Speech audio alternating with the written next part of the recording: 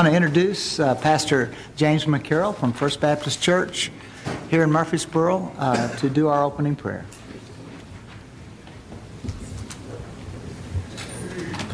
Let us pray. Heavenly Father, as we gather this evening, we thank you for this another day that you've made and you've allowed us to see. As we prepare for this meeting, we pray a special blessing upon our city council, all city officers, Lord, all the various components and agencies that make up this great city, every business, Lord, our faith community, as well as those residents that are part of this city. Tonight, Lord, we pray a special prayer for wisdom, for discernment, for guidance and direction pertaining to everything that you're placing before our city. Lord, we lift up those families in a special way tonight that have been a part of the recent news, praying that you will cover them, that you will guide them, that you will bless them. We pray, Lord, that as a city, that you would allow us to operate in a way that gives you glory, allows your will to be done on earth as it is in heaven, and ultimately, Lord, allows us to walk in a way that puts a smile on your face and is ultimately well-pleasing to you. Amen. It is in Jesus' name that we ask it all, believing it done. Amen. Amen. Pledge allegiance to the flag of the United States of America and to the republic for which it stands, one nation, under God, indivisible, with liberty and justice for all.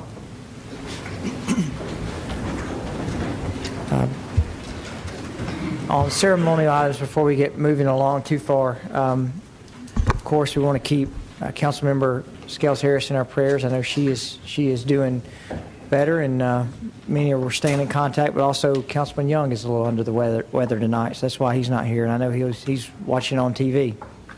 Also, in the news, Christine Huddleston, who's been a champion for our homeless community, been a champion for Room in the Inn, has done so much for our community. Her recent passing, so our thoughts and our prayers are with the Huddleston family. We'll move into the consent agenda. You have several items on the list before you. I'll move for approval. Second. Motion is second. Ms. Wright, we'll call the roll. Mr. LaLance? Aye. Mr. Shacklett? Aye. Mr. Smotherman? Aye. Mr. Washington? Aye. Mayor McFarland?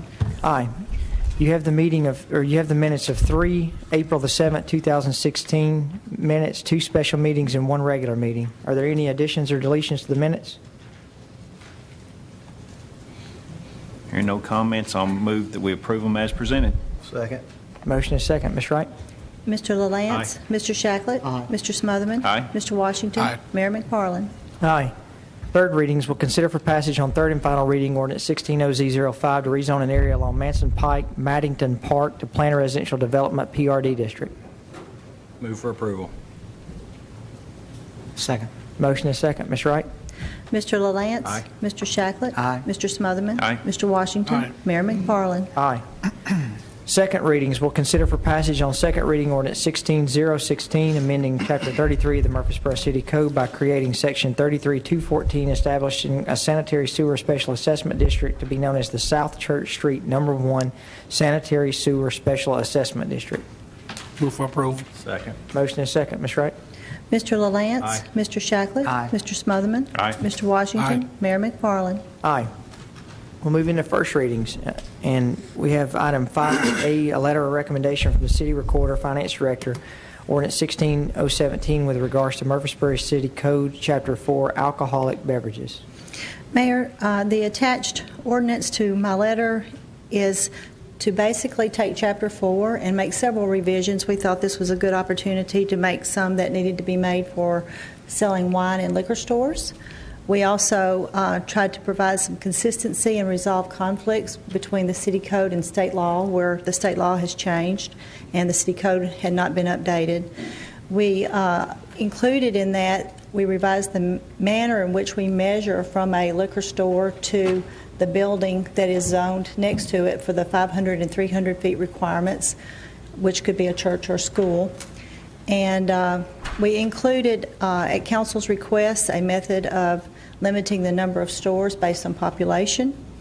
We did not change the current prohibition of manufacture of alcohol other than beer within the city limits. That would be something that could be added if you so desire. And there are some other minor changes that were made that we've just seen over time that needed to be addressed, and those are listed on my cover letter. I'd like to give credit to the legal department and specifically Adam Tucker. He did a lot of work on this ordinance and a lot of research, and we appreciate that very much. And City Attorney Tyndall, as well as myself, would be glad to try to answer any questions. I know that a lot of thought and a lot of work has went into this, Melissa, and we certainly appreciate it because that when I tried to read it, there's tons of changes in there, and a lot of it's just verbiage. But there, I do think it is a much better and easier to read code now, or ordinance, than it was before. The request that I had made earlier was to come up with a population-based relationship with the number of liquor stores in relationship to the population. I had also requested that there be some requirement that would require people to be a city resident for a certain amount of time, and I don't think that was done. And Craig, if you would just publicly explain to me, I know the answer, I think, but if you would publicly explain to me why we didn't do that. Yeah, Councilmember, the reason the residency requirement wasn't included is that there is the Commerce Clause of the United States Constitution, the comparable clause in the Tennessee Constitution that would prohibit us discriminating against residents not of the state for the purposes of interstate commerce. And the courts have looked at residency requirements in different aspects, including in the Sixth Circuit, and found that they aren't compatible with the constitutional provision.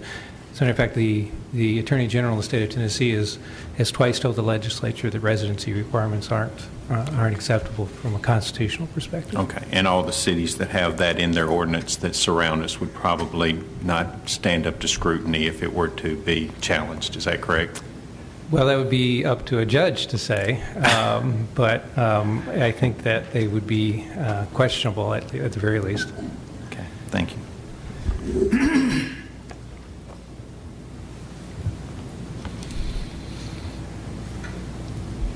Okay, any questions? If there are no questions, I move for approval. Second. Motion and second. Ms. Wright, will call the roll. Mr. LaLance? Aye. Mr. Shacklet? Aye. Mr. Smotherman? Aye. Mr. Washington? Aye. Mayor McFarland? Aye. We now have a letter of recommendation from the City Recorder, Finance Director with regards to fiscal year 2016 budget amendment. This will be ordinance 16018. Mayor, the two items listed on the letter are for fleet services, which services all the departments within the city as well as the water and sewer department, and risk management. And we have looked at their budget to go through the end of the year, and we've had several things, especially with risk management accidents, that we feel like their budget needs to be amended. So that is part of this ordinance amendment. The rest of it is the drug fund. You recently approved some vehicles to be bought from that fund, but it was not budgeted there. So now we're doing the budget piece of your approval so that they can order the vehicles. So the net impact for the drug fund is $39,919, and for the use of fund balance in the for the risk management fund is $125,000 and $322,000 in the general fund. It could be we won't actually have to use fund balance, but we're saying we're going to use cash and fund balance, and if revenues are sufficient, we won't actually have to do that.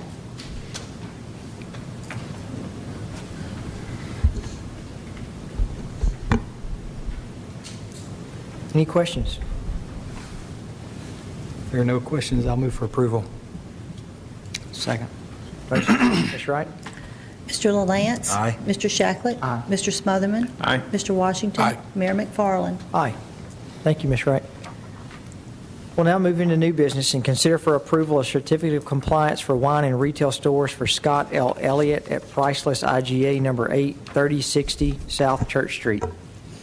Mayor, in accordance to the Chapter 4 of our city code that we are in the process of amending, this is one of the wine and retail food stores that we mentioned.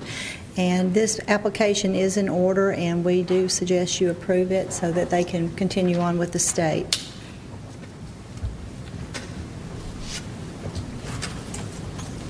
Move for approval. Second. Motion is second. Ms. Wright? Mr. LaLance? Aye. Mr. Shacklet? Aye. Mr. Smotherman? Aye. Mr. Washington? Aye. Mayor McFarland? Aye. We'll consider for approval a renewal of certificate of compliance for retail liquor store for Zion Zane at Longhorn Liquor, 223 Northwest Broad Street. Mayor, this is the 2-year renewal requirement of a certificate of compliance that they must do in order to keep their liquor license through the ABC in Nashville. This application is in order, and we recommend approval.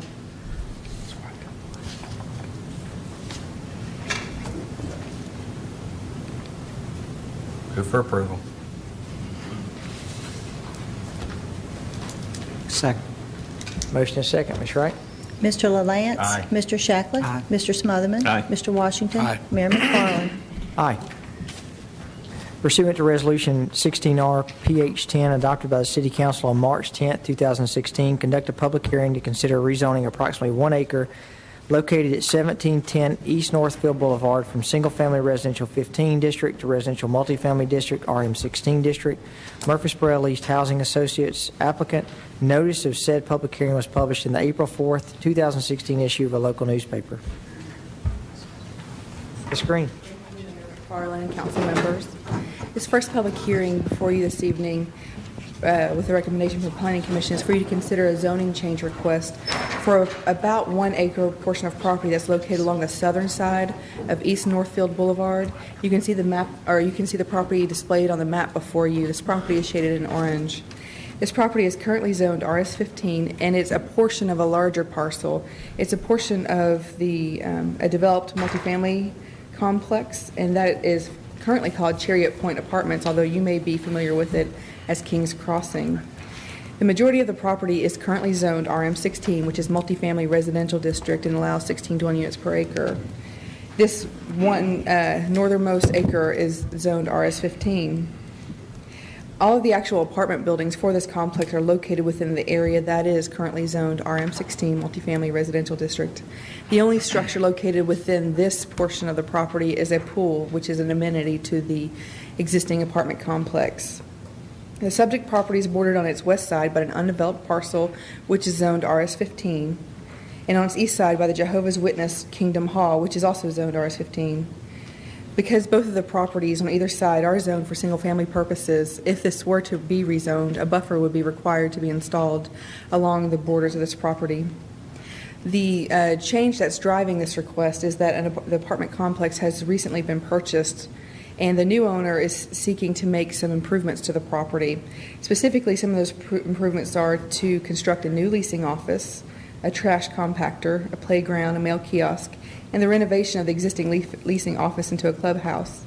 They're proposing to put that new leasing office within this portion of property as it's currently zoned single-family residential district. Multifamily structures are not permitted, and that leasing office is considered a part of that.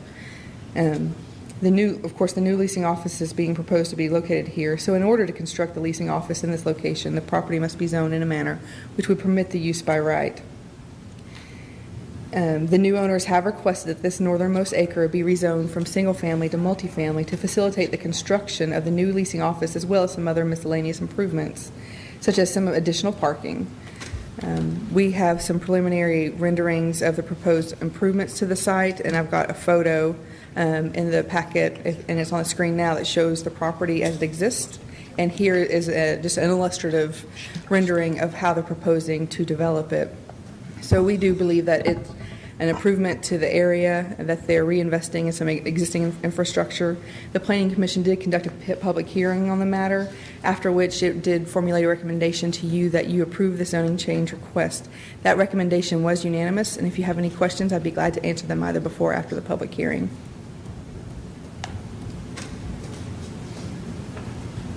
Any questions? Hey, we have several public hearings tonight. Just before we open the public hearing, I want to refresh on our public hearing rules. If you're speaking as an individual, 3 minutes. If you're speaking on behalf of a group, you'll get 5 minutes. And if you would address all comments to the City Council, we'll get those questions asked or answered at the end of the public hearing. Seeing that, we'll go ahead and we'll open the public hearing. Anyone wishing to speak for or against, please come to the podium.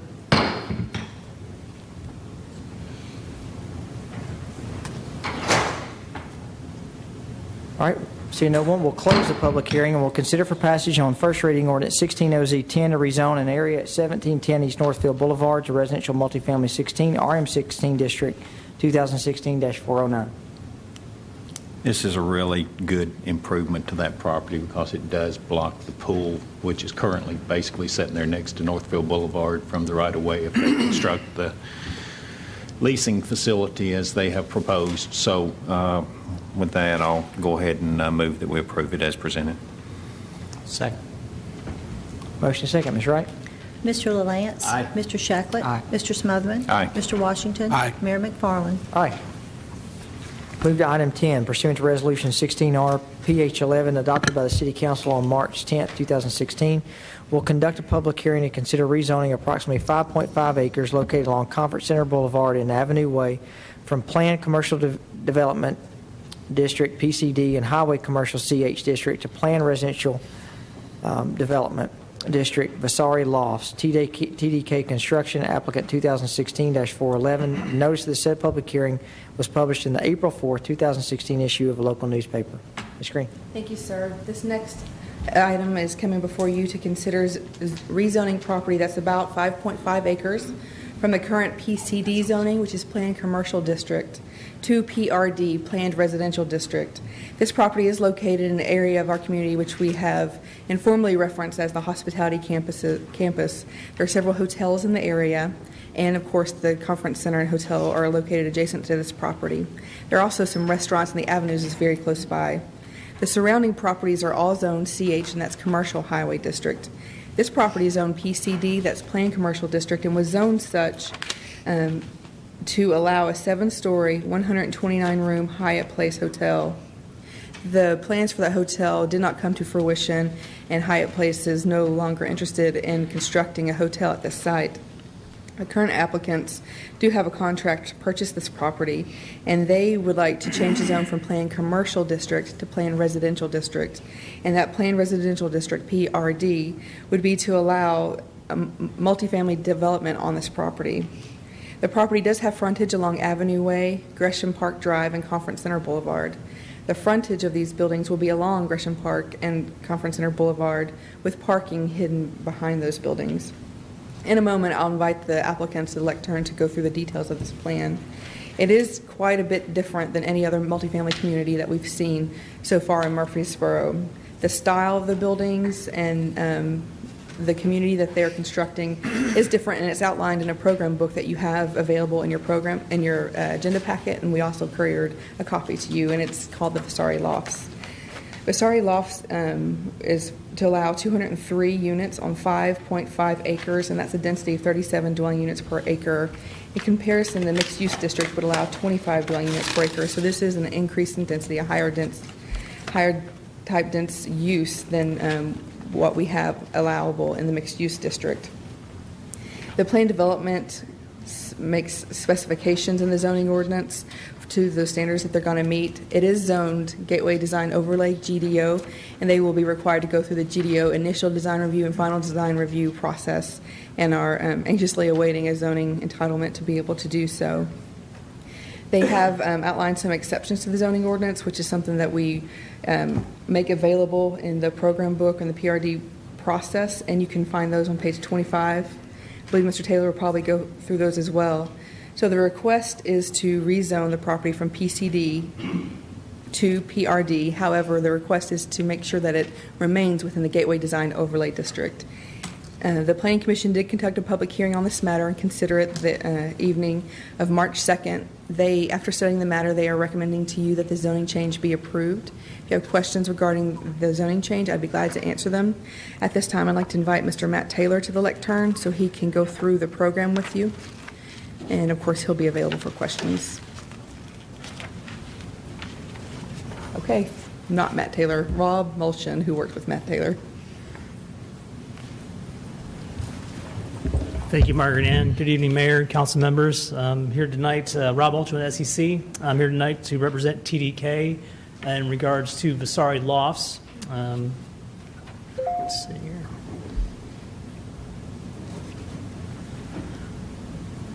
Just a little background, as Margaret Ann pointed out, this is part of the northern end of the avenues, right across the street from the Embassy Suites Conference Center.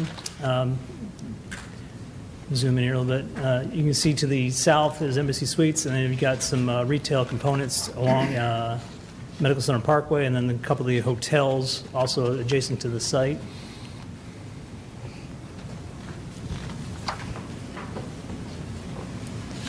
Lazy Boy just recently opened, which is across the street from the site as well, along Avenue Way. This is a picture of the site currently as you're looking from Conference Center Boulevard towards First National Bank on Medical Center Parkway. And this is looking back from the Lazy Boy on Avenue Way back towards the Embassy Suites. As Margaret alluded to, the existing zoning for this property is PCD and commercial highway, and we're looking to rezone this to planned residential. A little bit about the plan itself. As you can see here, the property is divided into two separate buildings. Building 1 here on the corner here of Avenue Way and Gresham Park Drive. This will be housing. We'll have housing. We'll have the conference center. Not conference center. The recreational facilities will be part of this. You'll have the pool on the back side. Inside, you'll have a clubhouse with recreational facilities, meeting areas. There'll also be the leasing centers inside there as well. And it will also house this is a 4-story structure on the 4th floor on the front end here at the intersection of Gresham Park and Avenue Way is a fourth floor outdoor lounge area. The building 2 to the south is a 5-story structure along Gresham Park Lane and Conference Center Drive. It will house, we'll also have a smaller outdoor lounge on the 5th floor overlooking the intersection as you look towards Embassy Suites. Again, this is an upscale urban apartment community, 203 units. All the units will be for rent. As I alluded to, there are 2 buildings, 4 and 5 stories tall. They will have a mixture of 1, 2, and 3 bedroom floor plans. Each building, like I said, have rooftop gardens, and will be complemented with an urban streetscape along Gresham Park Drive, where we'll be adding in some additional on-street parking. And here's a view, a conceptual rendering of what the project will look like looking from Gresham Park Drive and Avenue Way. This is looking towards building number 1, which is the 4-story building with the rooftop garden there on the top. And again, some of the development standards, sidewalks be provided in and around the facility for pedestrian connectivity for the residents. Development signage will be located at both corners at Avenue Way. The open space will be landscaped, irrigated, and sodded. We're looking at also including 280 surface parking spaces. We'll also be incorporating 27 garage spaces, and those garage spaces will be tucked underneath the structure itself, and behind those, directly behind those 27 garage spaces, will be what we call a tandem parking space. That will be part of a rental package. When you come in and rent one of the units, you'll have the garage space along with the tandem space, so you're technically getting a two-car parking space with your rental. We'll also be, like I said, creating 17 on-street parking spaces along Gresham Park Drive, so we'll be taking out the existing curbs and putting in an on-street, parallel on-street parking. The garage doors for the units that are tucked under will also be decorative, and the garages will be enforced by the HOA, by the restricted covenants, and also by management to be garages for vehicles only. Just want to talk a little bit about, we're talking about these parking spaces and tandem spaces. As you can see in yellow, those are the garage spaces. The red line you see running through the orange there is the actual building above. The stories, that's the second, third, fourth, fifth stories above. The orange that's indicated there is the tandem space. The tandem space will be directly behind the garage units. Those will be covered with a trellis or some kind of structure, so it is an actual covered carport, more or less, on the back side of that garage for the person who rents that garage space. Building standard materials, we're looking at brick, stone, fiber cement board. We're also looking at using fiber cement board and batten along with a fiber cement panel. The next couple slides will represent what the anticipated look of the buildings will look like in regards to materials. This is the first building one, which is looking from the corner of Gresham Park Drive and Avenue Way. And these are some of the side elevations along the streetscapes.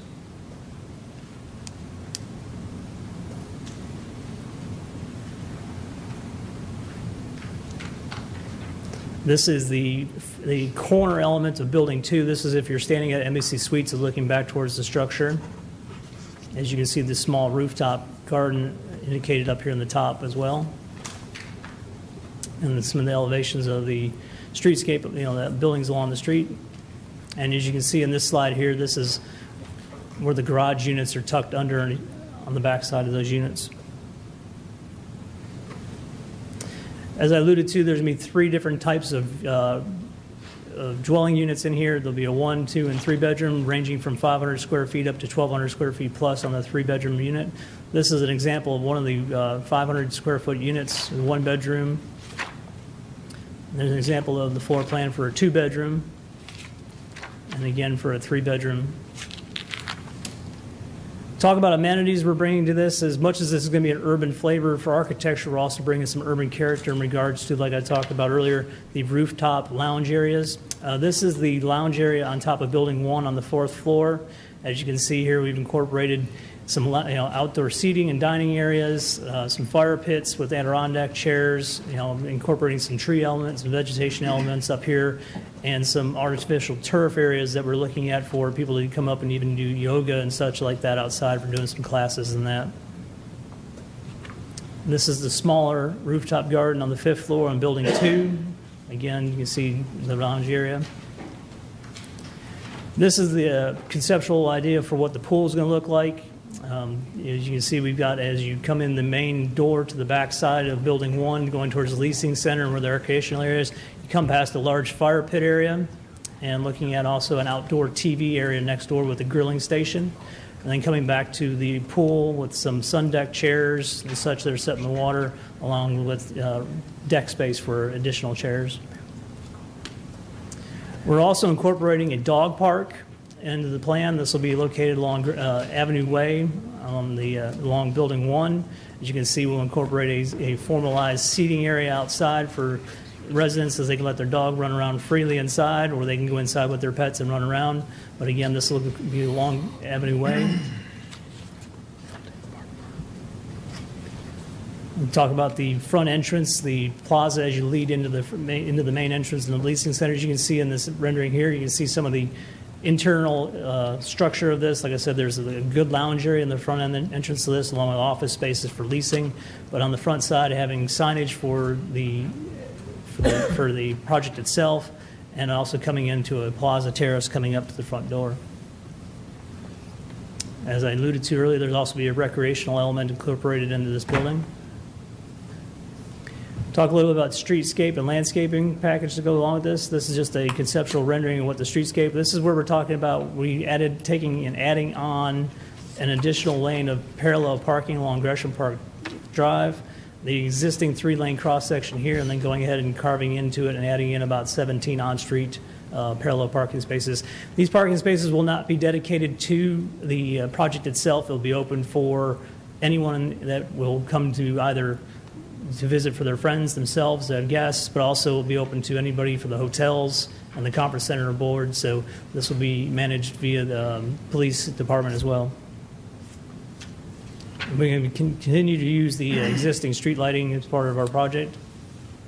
Again, there's a conceptual rendering of the streetscape along Conference Center Drive. And along the back side, along where the 280 off-street parking space will be located, we'll be incorporating a very intense landscape buffer between the actual roadway of Avenue Way and the parking spaces themselves, so that more or less it will blend away and you won't technically see the parking that's associated with the project. And here's a rendering of what the building looks like from Embassy Suites side. With that, I'll answer any questions. Are those street parking time regulated, or No, there will be no metering on that or anything. It's just solely open to whoever can pull up at any point in time. It's just general they can on-street stay there as parking. long as they want to? Correct. Yeah.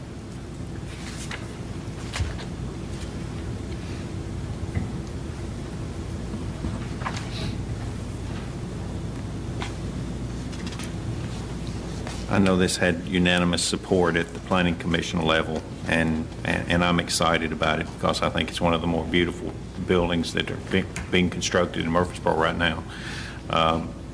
The view from the rooftop gathering space will probably be about like standing on top of the current Chamber of Commerce building out there, and it is a beautiful view. So the thinking outside of the box part of having the dog run and stuff like that when we continuously have people asking for bark parks and stuff like that, I think that it really shows that you're not only thinking outside the box but going with practicality needs as far as what people are looking for in this community. I think it's going to be a tremendous asset to our community.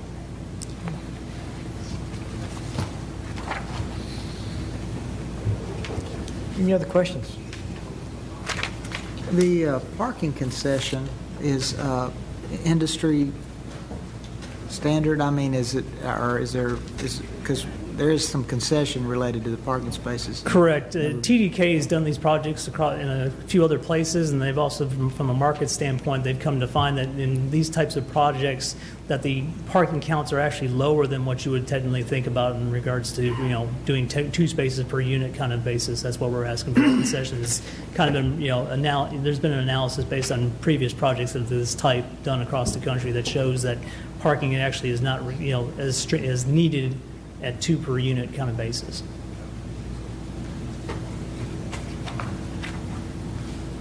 Well, it's a beautiful project, and Thank you. It's going to be exciting to see this one come out of the ground. Okay. Seeing no more questions, we'll open the public hearing. Anyone wishing to speak for or against, please come to the podium.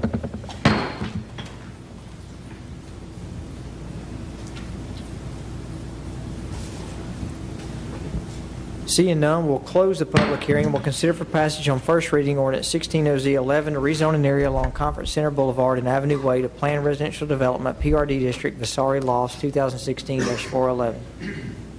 Move for approval. Second. Motion is second. Ms. Wright?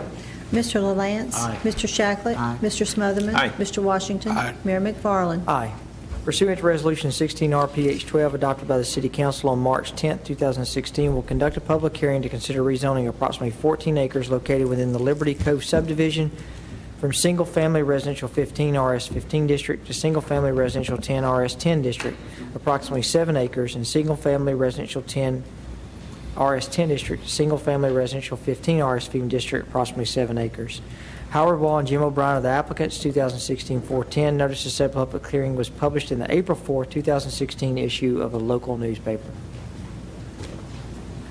Ms. Green. Thank you again, Mayor. This next public hearing is for you to consider a zoning change request that's been made for you to consider rezoning a portion of property that is about 7 acres from RS-15 to RS-10. And RS-15 is single-family residential district with a minimum lot size of 15,000 square feet. And the proposed RS-10 is single-family residential district with a minimum lot size of 10,000 square feet. The request is 2 parts, as it also includes a request to rezone an additional 7 acres from RS-10 to RS-15. Again, 10,000 square foot lots, and 15 is 15,000 square foot lots. These properties are located within the Liberty Valley subdivision, which is currently under development, and it's located along Leanna Swamp Road and Central Valley Road.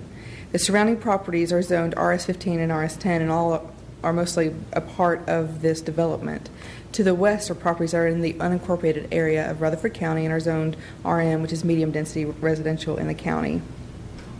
The developers wish to zone 7 acres so that they can do smaller lots, and zone 7 acres so they'd be required to do larger lots, essentially swapping the area.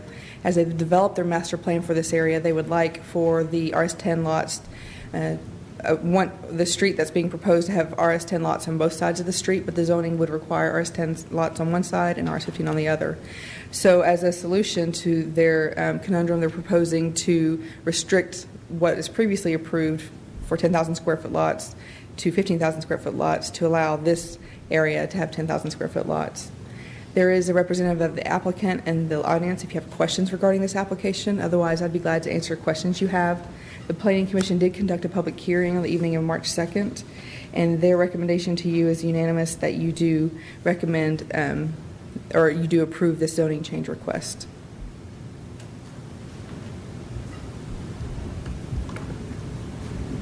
Any questions?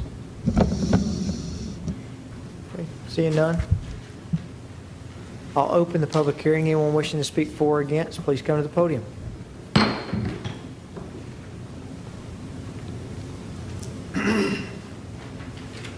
Seeing none, we'll close the public hearing and we'll consider on passage first reading ordinance 16OZ12 to rezone an area in Liberty Coast subdivision to single-family residential 10 RS-10 district and single-family residential 15 RS-15 district 2016-410.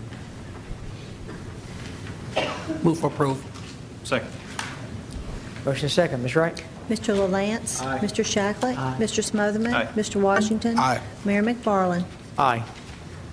Pursuant to Resolution 16-RPH-13 adopted by the City Council on March 10, 2016, will conduct a public hearing to consider 1, the adoption of a plan of services for an annexation of 285.4 acres, and number 2, the zoning of approximately 242 acres located along Blackman Road and Florence Road as Planned Residential Development PRD District, Shelton Springs, 2016-504, 2016-506. Notice of the said public hearing was published in the April 4, 2016 issue of a local newspaper. Ms. Green. Thank you, sir. This next item is for you to consider an annexation petition that's been made to the city, and it has been to petition several properties that are located north of Interstate or State Route 840, which is similar to an interstate, along Blackman Road and along Florence Road, and it's shaded in blue on the map before you. This annexation request is coming to you from the Shelton family and the Saraswat family and consists of a total of 14 parcels and a portion of one parcel owned by the Saraswat family. The owners have petitioned the annexation of their property because they do have a companion zoning change request, which you mentioned in reading the materials. The study area also includes property located south of Manson Pike, and you can see it's kind of an L-shaped parcel, which is currently owned by the Blackman Methodist Church, although another church currently provides services there. The parcel's address is 4447 Manson Pike, and we inquired as to whether they would like to be included in the annexation study, as this annexation study does include rights-of-way of 840 Manson Pike, Manson Court, and Black Manson Pike. And we had verbal affirmation the evening of the public hearing that the church was interested in joining the annexation request, and we received a petition after that public hearing, which was a condition of including them in this annexation. The church was favorable to the request because they, of course, will be provided city services, and would be provided on a tax-exempt basis. The city was interested in having that property be annexed so that we can have all the properties on the south side of Manson Pike within city limits, and we're almost there. There's one small single-family residential parcel, which you probably have trouble seeing on this map, that it's currently not in city limits. We did contact that owner as well, and he, although believes he will ask for annexation in the future, said not today. So it's easy as for service providers if you can have contiguous properties be in the city, and so that's achieving that goal. But the larger area, the larger blue area that's being included in the study also includes rights-of-way of Blackman Road, and you can see that in Florence Road. The map that I have on the screen is not the updated map. At Planning Commission, and I have a little mouse here if you want to direct your attention to the lectern, voted to take this little fork out of the study area of right-of-way to remove it. Initially had extended all the way to Blackman Road right-of-way, but it stops here. But that's just a small portion of right-of-way. You do have the plan of services in your materials, and it does outline the services that the city can provide and a time frame for when we can provide them. The requested area is contiguous with current city limits, and it's within the city's urban growth boundary. The Murfreesboro Water and Sewer Department will be able to provide sewer service to this development, and that was discussion the evening and that the annexation was discussed. And they'll be able to do it, but they'll need to use grinder pumps. They will be required, this development, if it's approved, will be required to extend gravity sewer to adjacent properties. However, each home will use a grinder pump in the meantime.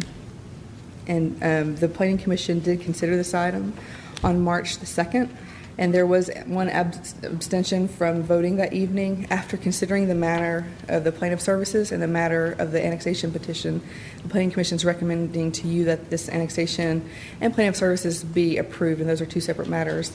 And with this new format, I'm not sure if I should do my rezoning presentation now or if I should wait and let you have a public hearing on the plan of services and the annexation.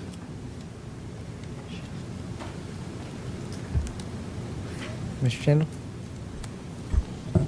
It'd probably be more clear just to go ahead and do the plan of services now and then continue on with the annexation part. Yes, sir. So I will sit down and just remind those who are interested in this that this public hearing then is to consider the annexation petition and the plan of services. In a moment, I'll come back up and describe the zoning change request, which is a separate matter. Okay. So for the audience members, we now, on any annexation, we'll take it in three parts. We'll take it on a plan of services on how we can deliver services to the area. Then we would do the annexation, and then we would do the zoning request. So this is going to be a public hearing for the plan of services. Anyone wishing to speak for or against, please come to the podium. Good evening, Mayor, council members. My name is Joe Gurley. I live at 3542 Morton Lane in Smyrna, Tennessee, but I also represent the 9th District on the Board of Commissioners for Rutherford County. In general, I think this is a good plan of services, a good development. I just want to remind, and I've talked to several of you, but I just want to make it public that we do have some traffic issues and some road issues that we work together, city, county, to try to resolve this so that it does not become a nightmare for both citizens of Murfreesboro and the citizens of Rutherford County. And I understand things are going on behind the scenes in that regard right now, but I just want to put it out there for y'all's cognizance. Thank you.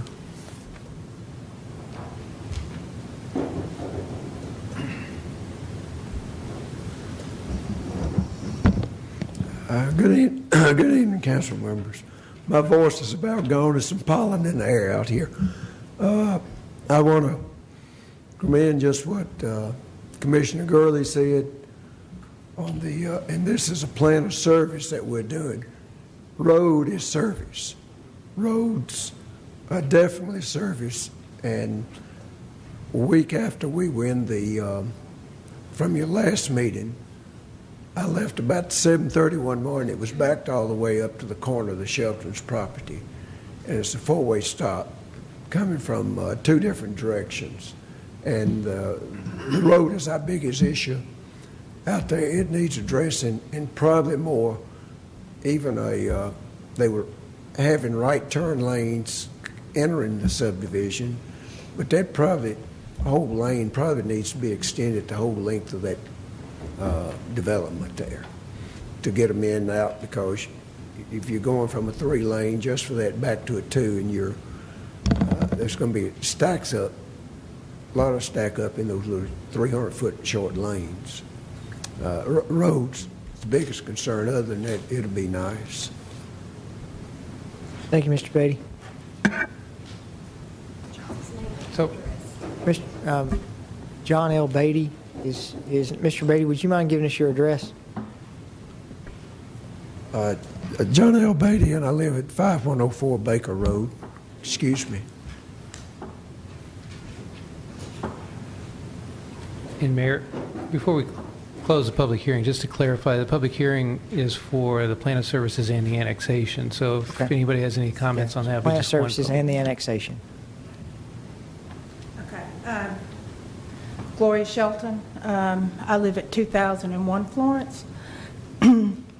I'm really kind of going on with that. He's only talking about the Blackman side. My concern is more with being on Florence Road. You're having an exit coming out onto that road, and the two properties on the side to it are not being annexed, but you're coming into a road that only has one lane of traffic, and I'm not really sure how that's going to be working when you're coming off over the interstate and you're coming into that entryway in onto Florence, and how is that being addressed as far as just the traffic that will be coming out from that road, because it goes, you know, into two really major thoroughfares coming off from that subdivision. As far as the plan of service for the sewage and stuff, I don't really see where that's going to be a problem. I do have an issue that we're addressing with the developers on the runoffs and stuff, and that's being addressed differently. But I am kind of concerned about the traffic coming onto Florence.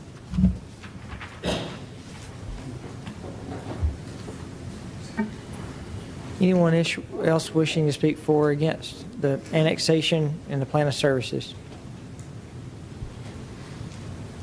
Okay, seeing none, we'll close the public hearing, and we'll consider for adoption Resolution 16R, PS 13, to adopt a plan of services for approximately 285.4 acres located along Blackman Road and Florence Road, Shelton Family and Sarah Swat Family Trust, applicants 2016-504. And again, this is for the plan of services and for the annexation. Could we have someone talk Mayor, about the... Yeah, I think Yeah, from, this- The public hearing is for, the public hearing is for the annexation and the plan of services. Right. This is just for the plan of services. Got it. Sorry about that. No, perfect. I knew what I meant to say, what I meant. and I think Mr. Beatty's got a good point as far as the services and the roadways concerned. Is there somebody that could come and speak to us? Mr. Taylor, maybe? There you go. Evening, Mayor, McFarland, members, council, Sam Huddleston, City Engineering Department. Mr. Taylor certainly be capable of giving a very similar report. Just to give you a little background on the annexation and plan of services, Manson Pike is on our major thoroughfare plan. We have it scheduled for a 5-lane section through here. We constructed it to 3 lanes, I think probably in the 2000-2001 time frame as a joint city-county project, but we do have it on the major thoroughfare plan, 2 Veterans Parkway, which would include Burnt Knob Road, for 5 lanes. Florence Road, which also borders the east of this annexation area, was also on our major thoroughfare plan, and that Florence Road has been improved to 3 lanes for most of the stretch. In this particular area, it is a 2-lane section that was built by the Department of Transportation with State Route 840 interchange at I-24. The applicant submitted a traffic impact study identifying some areas that with the development of the property that would need to be addressed. Blackman Road, they recommended turning lanes to accommodate traffic coming in and out of the subdivision. Florence Road, they recommended turning lanes as well for the exit out onto Florence Road. And then also there was discussion and recommendations to look at the intersections of Blackman Road and Manson Pike, and also Florence Road and Manson Pike for potential intersection improvements. If we did have a map of the area up there, I think you would quickly see that those are areas that are, and you'll see up there, the Blackman Road, Manson Pike area is currently county. The Florence Road, Manson Pike intersection, one leg is county, three legs are city. The two Manson Pike legs and the Brinkley Road leg is city. So it would require coordination between the developer, Rutherford County, and the city of Murfreesboro. We have, the applicant has reached out to Rutherford County and the city of Murfreesboro. We have a meeting scheduled next week to discuss the possibility of joint work and joint projects and how Rutherford County and the city of Murfreesboro would see potential improvements in this area. I think that might answer your questions, but I'd be glad to see if you have others.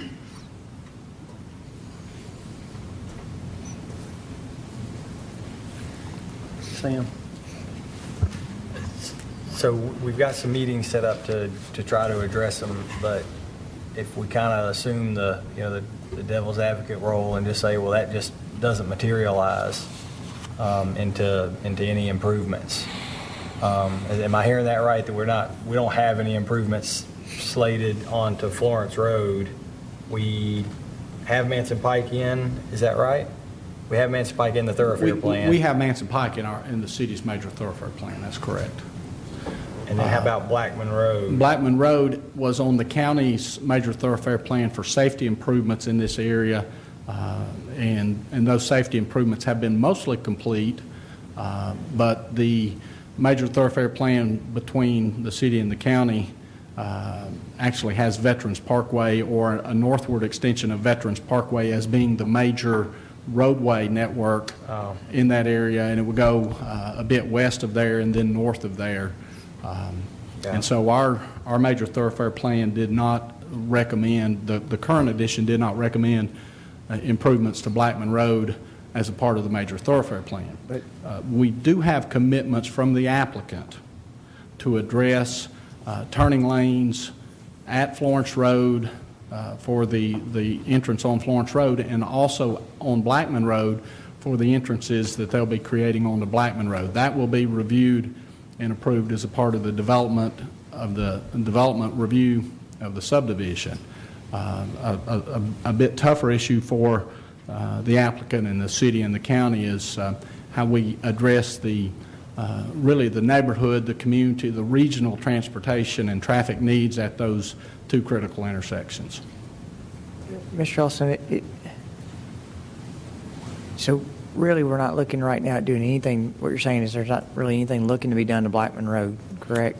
Not on behalf of the city or the county, but with the applicant's plan of development, we would expect, and they have agreed, that those are reasonable. I guess the question is, and thinking about the greater impact, that if you've got 771 lots and you just figure on average 2 traffics per day, which is one in and one out, and you figure there's going to be 2 cars, you realistically could be looking, I don't know what the engineering is, 3,000 traffics a day.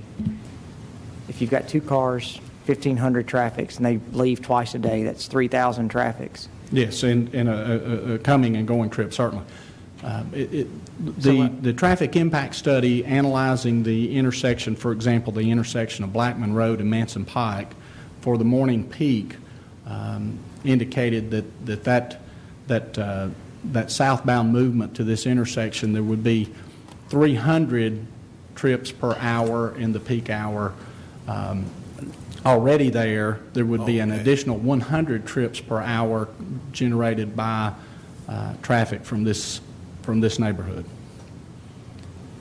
So they're only going to be upgrading the area that would be specifically in front of their development? Yes. In part of the issue is that the intersection there is not directly adjacent to their property. About how many vehicles will these stacking lanes hold once we start looking at 5 o'clock traffic in the afternoon and the volumes? I mean, because when you're using your numbers, are you explaining that you expect that many per hour over a 24-hour period? No, during the morning peak hour. Okay. 1 hour of the worst, the highest usage Okay. in the morning, and that would be associated with going to work and bell times at schools. Yeah. And we calculate 20 feet per private vehicle just for a car or truck, same as a parking stall. So you know every 100 feet of a travel lane will store 5 cars. Can I just clarify something? Did you say, is it possible that 700 houses would only increase the traffic count by 100 cars, 100 trips per hour?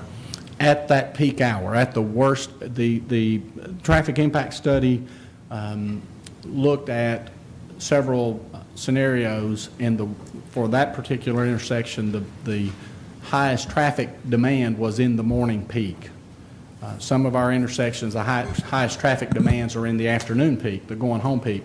But for this particular intersection, the analysis concluded that it was the morning peak. Maybe I didn't ask, I'm just saying, how is it possible that 700 houses right on this spot right here with really only 2 ways out, either to Florence Road or to Blackman to get to Manson, would only increase the traffic count by 100 an hour? I mean, wouldn't it be more like a lot more than that? It just seems like it would be a lot more. Not for the traffic distribution and the traffic origins and destinations. Using how people are already using that intersection and how they're already going, some going northbound, some going southbound, having the ability to go back out on Florence Road to get to other parts of the community. There's certainly this community would have the ability to go north and south on Blackman and north and south on Florence. Yeah, that's right. And so the driver has a choice depending on where their destination is. This area is zoned for a city school. That might be a very significant southbound movement. This area is zoned for a county elementary school, for example. Brown's Chapel would have a very strong northward destination. I see where you're going to get a turn lane on your Blackman Road side. I'm not sure where you're going to get a turn lane on your Florence Road side. The existing roadway is actually 2 24-foot lanes and 2 10-foot shoulders, so the pavement is adequate for 3 lanes, 3 11-foot lanes. That was built again as a connector roadway to actually get Florence Road over I-24, and so the pavement's already adequate there. There'd be very, very minor pavement improvements there. Really be a pavement marking project, and at that particular location, it would also include an additional turning lane into the neighborhood to the north, just because there's not enough space to get the turning lanes back down to a 2-lane section.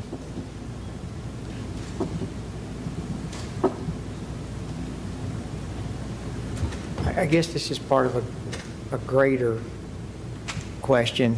And, as we've started going through the 2035 plan and we're really looking at land uses and those things,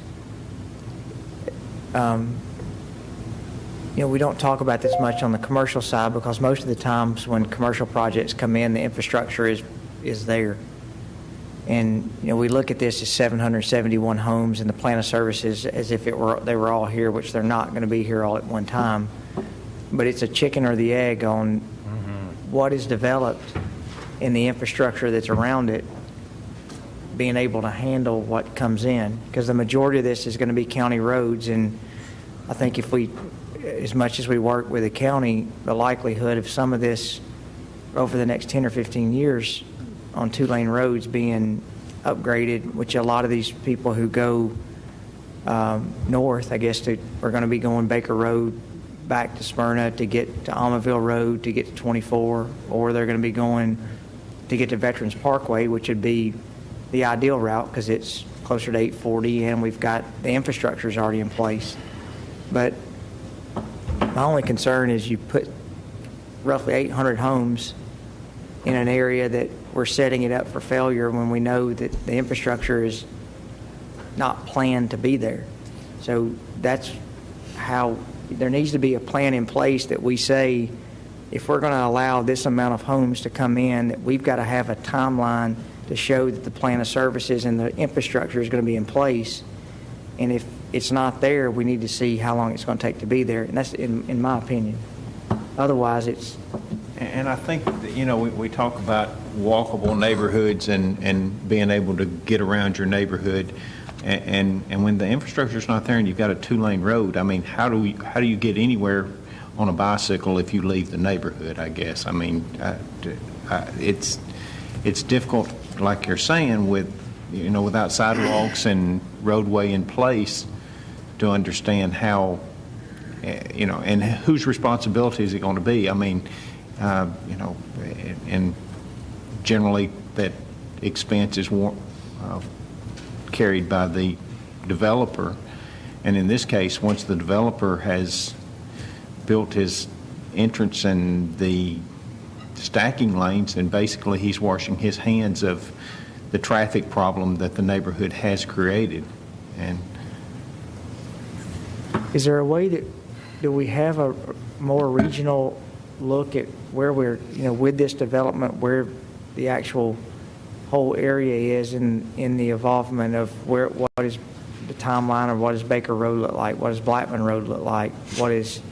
So our major thoroughfare plan, the current version of our major thoroughfare plan, analyzed the land use patterns and made traffic projections.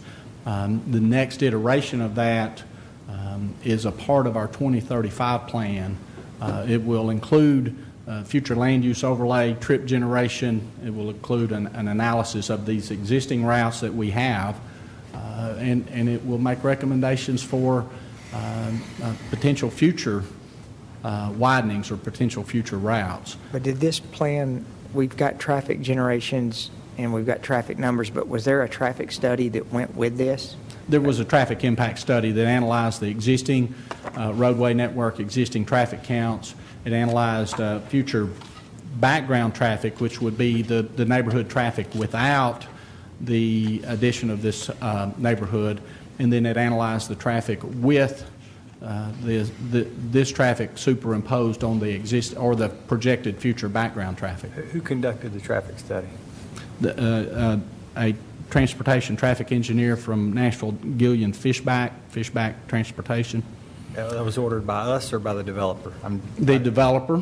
Okay. The developer provided that. Staff reviewed it, reviewed the background information, reviewed the method of the study.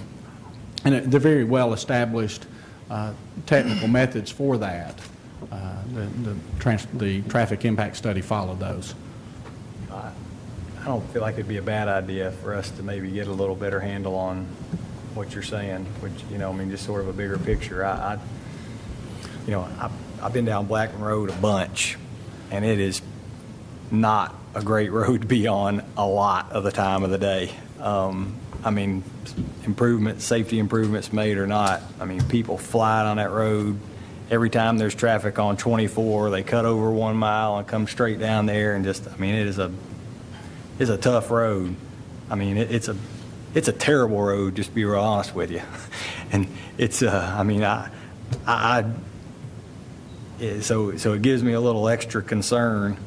And I guess part of it may be my own fault by not being completely familiarized with, what we're trying to do with Veterans Parkway or whatever, but I probably could use a little extra help to understand the overall traffic flow. It is, even if it's just 100 extra cars at peak time, and that's a 30% increase on a road that's already awful. That's not typically what we would call good planning. I think that Blackman Road is a very significant route between the sort of west side of Smyrna I-24 and the north side of Murfreesboro. It is the only route really that gets you from the Baker Road, Almaville Road area into the Manson Pike, Blackman area. It is a very significant route to our communities, Rutherford County, Smyrna, and Murfreesboro. I did not get the opportunity to attend Smyrna's major thoroughfare plan meeting that they had just a few days ago, but I quite suspect that were we to look at that, they would be very interested in what's happening to that Baker Road Veterans Parkway network. And I did see some of the press on that, and there was discussion that the town of Smyrna was interested in working with Murfreesboro and Rutherford County to improve that roadway network in that West Smyrna Blackman area. I really believe that from the city standpoint, this roadway didn't get on our radar screen until this annexation plan of services came in. It is on our boundary, but because we were investing very significant dollars on Veterans Parkway, on a new interchange on State Route 840, on Manson Pike, and a new interchange at Manson Pike, we really felt very comfortable that the roadway network that the city was providing to serve the Blackman area was meeting the needs and projecting future needs. We did recommend annexing the right-of-way of this part of Blackman Road so that we, the city, would be able to influence the outcome of that stretch of Blackman Road. But our annexation and plan of studies did not go completely to the intersection, and I think Ms. Margaret Ann Green addressed that in her opening remarks. I think we all look back at areas that we've seen that have developed, and I talked to a gentleman earlier in the week. You know, Rucker Lane, we approved Marymount, Muirwood, Kingdom Ridge, out there almost 10 years ago, 10 or 12 years ago, wasn't it, Mr. Lyons? Right.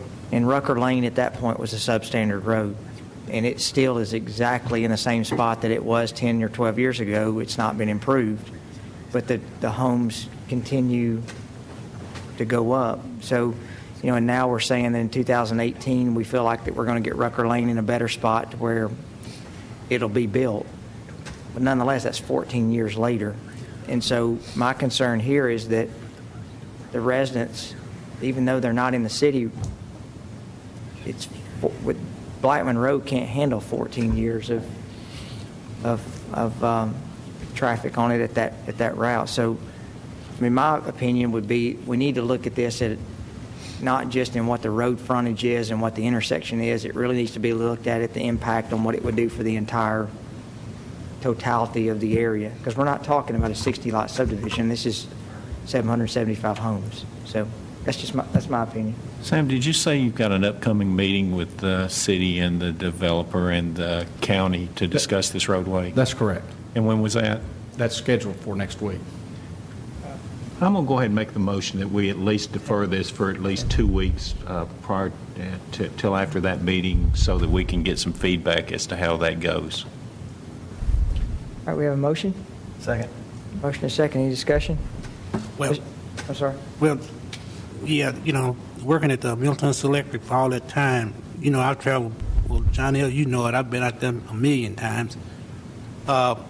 It's not as terrible as Councilman LaLanne says it is. It's not that terrible. Certain times of the day I could see how it would be. But in my humble opinion, and I'm not a traffic engineer, when you have that meeting with whomever, there needs to be a commitment from the city and the county and whomever to do something with that road so you don't adversely impact those residents that are already out there. They've been out there and invested out there. And we got a school around the corner on Joe Brown Chapel, whatever you call it, Brown's Chapel Elementary. It's not that terrible. I can see how certain times in the morning it could be backing up and stacking at Blackman. I don't know how light would do, but that's a county road. There's all kinds of issues somebody needs to address to help alleviate some of that traffic that's going to happen. Who knows on down the road, because they're not going to do 771 right now. But whatever they do, if they do 100, it's homes out there, we average sometimes 2 and 3 cars a household if you got a high school student. So, in my humble opinion, that thing needs to be redone, sort of similar to like what you did with Florence Road on the new section.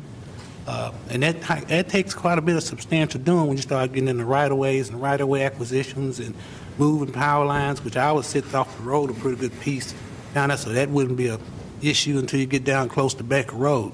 So that has to be addressed. To be responsible planners and responsible leaders. I'm not saying you're not, but I agree with everything Mayor Farland said, and those people need to know that they have a future of relief at some particular time. And I'm not beating up on the county, but they usually don't play that game too well with roads. But that's just my opinion. Okay, we have a motion and a second. May I just clarify, because I think I know the answer, but I want to make sure the record's square. Your motion was to defer the resolutions for both the plan of services and the annexation? For a minimum of 2 weeks, yes. Okay, thank you. That's what I thought.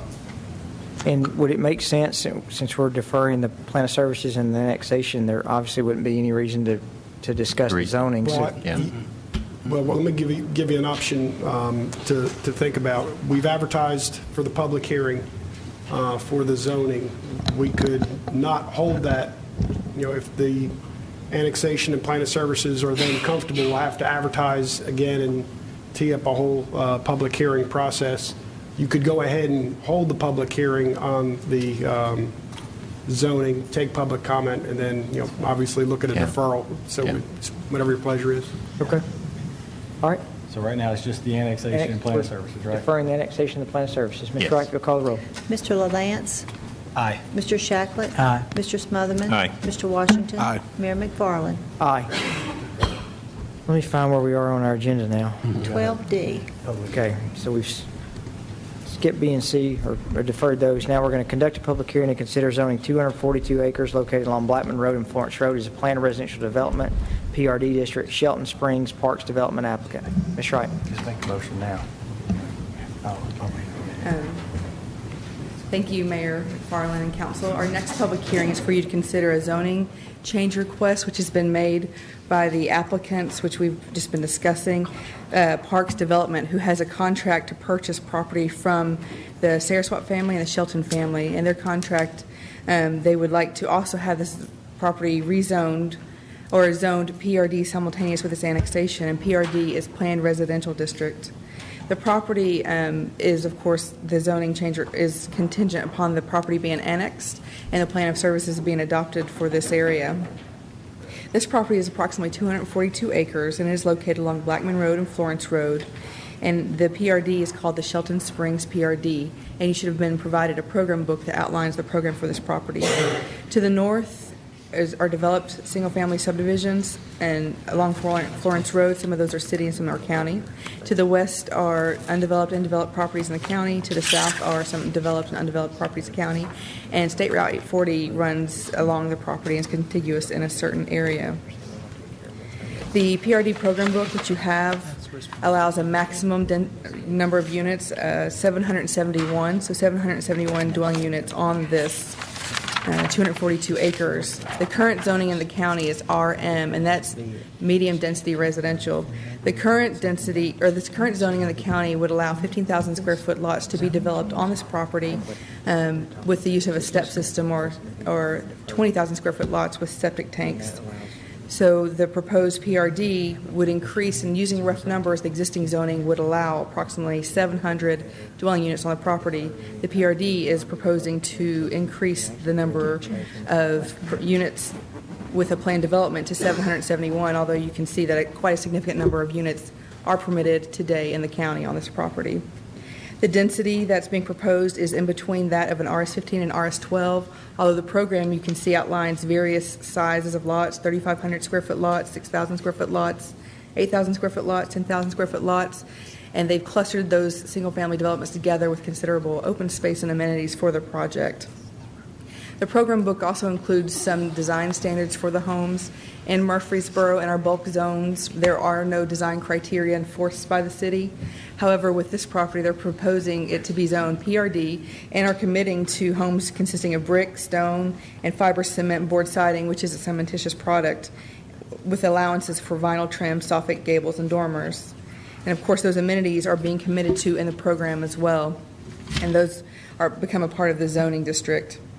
They are asking for alternative setbacks, and that's outlined on page 19 of the PRD program book. And I'm going to invite Matt Taylor to the lectern to go through this plan with you. If you have questions regarding the zoning change, I'd be glad to answer them. Before or after the public hearing, the Planning Commission will consider this item, and with one abstention is recommending the zoning change to you unanimously. Because you deferred the annexation and plan of services, you probably will likely want to defer action on this item as well until you can get the three items to marry. But I'll invite Mr. Taylor to the lectern at this moment. Thank you, Ms. Green. I'm thinking you're going to like the plan so much you're just going to go ahead and approve it without the other, but See how that works out for you. I'm an optimistic fellow.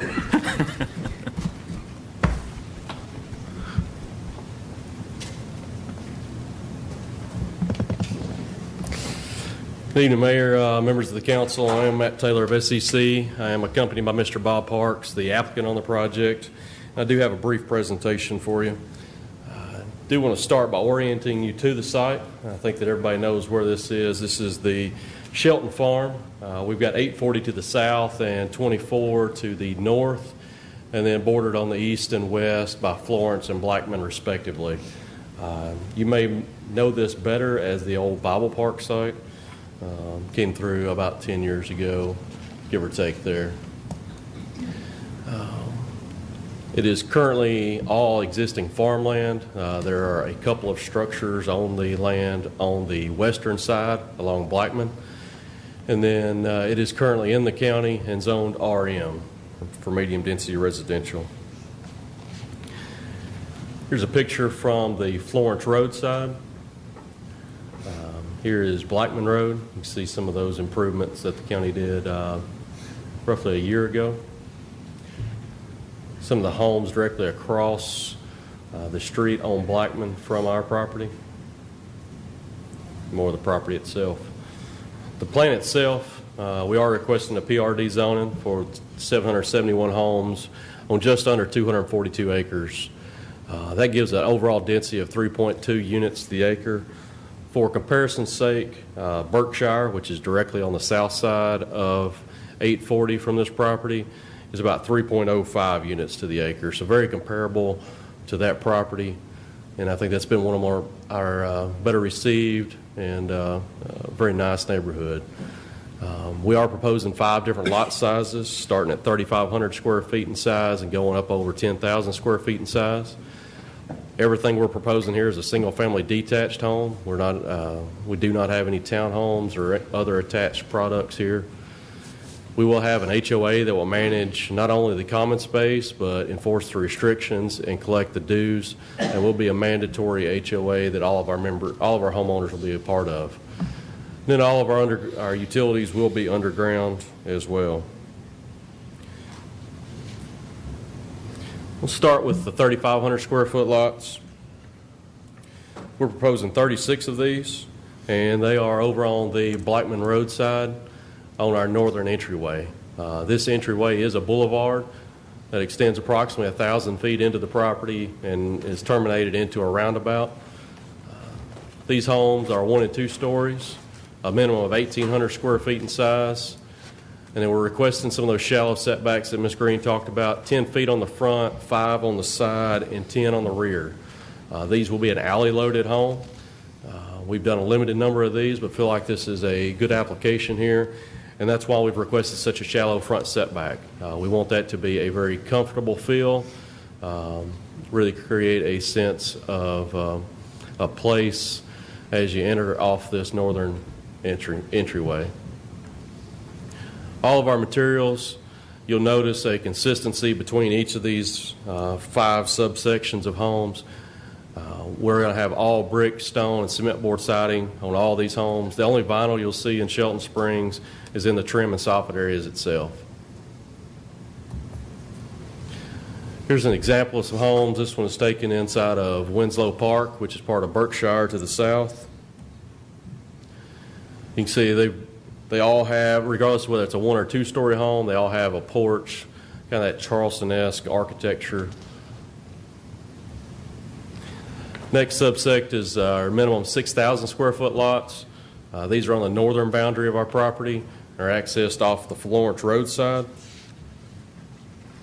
We're proposing 237 of these, and these homes will be similar in nature to what is currently being constructed in the enclave at Berkshire. These homes, this is the latest section to be brought online in Berkshire. It's near the Blackman roadside and is currently under construction. I think Section 1 homes are almost built out. Section 2 roads are almost complete. Again, it'll be a mixture of 1- and 2-story homes, minimum of 1,800 square feet in size, and all sodded front yards. Our setbacks here are more typical to what we've been accustomed to lately, as 35-foot fronts, 5-foot sides, and 20-foot rears. We do anticipate all these to be a front entry garage. And same building materials, brick, stone, cement board siding, vinyl restricted to the trim and soffit areas. Here's a couple of examples of the homes that we're talking about. You can see they got a lot of detail, a lot of variation in the roof line, some very appealing architecture. The next subsect is also 6,000 square foot minimum, but it's targeted to a different group of home buyers. We're proposing 106 of these, and we think these are going to be more active adult type homes. These will be similar to what's in the reserve at Marymount, very high end, empty nester type homes. Again, 1- and 2-story homes, minimum of 1,800 square feet in size, sodded front yards, same setbacks as the previous section, and the same building materials. You can see a lot of detail. These will have decorative garage doors, carriage style doors, a lot of interest in that front elevation, and the same thing here. More quality materials, more quality architecture. Next is the 8,000 square foot lots. We're proposing 277 of these, and these would be similar to what's currently being built in the villages of Berkshire over on the Brinkley Road side of the Berkshire project. 1- and 2-story single family homes. These will be a minimum of 2,400 square feet in size and sodded front yards again, and the same setbacks as the previous two sections, and the same building materials as well. Here's some sample elevations. Then lastly, the 10,000 square foot lots. Most of these are concentrated on our southern boulevard, which again comes in, be median divided, comes in about 1,000 square feet off of Blackman and terminates into a roundabout, where then it branches off into more of our typical street sections. We're proposing 115 of these homes, be 1- and 2-story homes, minimum of 3,000 square feet in size, sodded front yards, and a minimum of a 3-car garage. We anticipate most of these to be a side entry garage. However, we have left the option open to have a double side entry with a detached front entry that's located to the rear of the home. Here, because we will have the side entry garages, we've requested a little bit shallower setback on the front at 25 feet to help those homes pull up toward the street and create that feel that we discussed earlier with the alley loaded product. These are some sample elevations. These homes are currently being built inside of Marymount Springs as well. The amenities themselves, we've got a multitude of amenities. Some of that is passive open space. Others are more structured amenities such as pocket parks and pools. Here we'll have some passive open areas. These areas are very natural right now. They're sinkholes. We're going to leave those open for the residents to utilize if they desire. Those will also double as some of our stormwater areas for the development. To the north is one of our pocket parks. We anticipate this area to be more single family, younger younger families with children. So here we're going to have more playground and basketball court, more active amenities in this area. We have another pocket park plan toward the central part of the development. Here, this is going to be toward the active adult and more empty nester. So here we plan for quieter areas, just more of an area to gather with benches and sidewalks around with some landscape and intermediate. We have not planned for any playgrounds or basketball courts in this area. And our largest structured amenity is located off our northern boulevard, which will be our pool house and pool. Be located directly on the roundabout on this northern boulevard. And then along Blackman Road, we didn't want to just completely turn our backs to this road, so we've provided at least a 75-foot wide green space that will be complemented by berms and landscaping and fencing through this area, create a nice appeal and aesthetic and look as you come down Blackman Road. Here's a sample of that horse fence. And in each of our 3 entryways, we anticipate having monument signage located either to each side or within the median itself, and to help complement and identify as these homeowners come home. Access, we do have 3 primary access points that we're planning now. One of those will be off Florence Road. The other 2 would be off Blackman Road. Each of those will have a full complement of turn lanes left and right, as Mr. Huddleston mentioned earlier. We've also planned for 2 future access points by stubbing to the north and to the south. As those properties are developed, those roads could be extended and allow for other outlets for the community. I'll be happy to answer any questions. And as mentioned earlier, Mr. Parks is here too if you got anything for him. Hey, Matt, Yes, sir. the 2 open spaces there, I think that's what they're called, is open space to the right over on the east, kind of midway up the east side and down towards the south. Yes, sir. Those look to be wooded areas right now. They are. And they're just going to stay that way?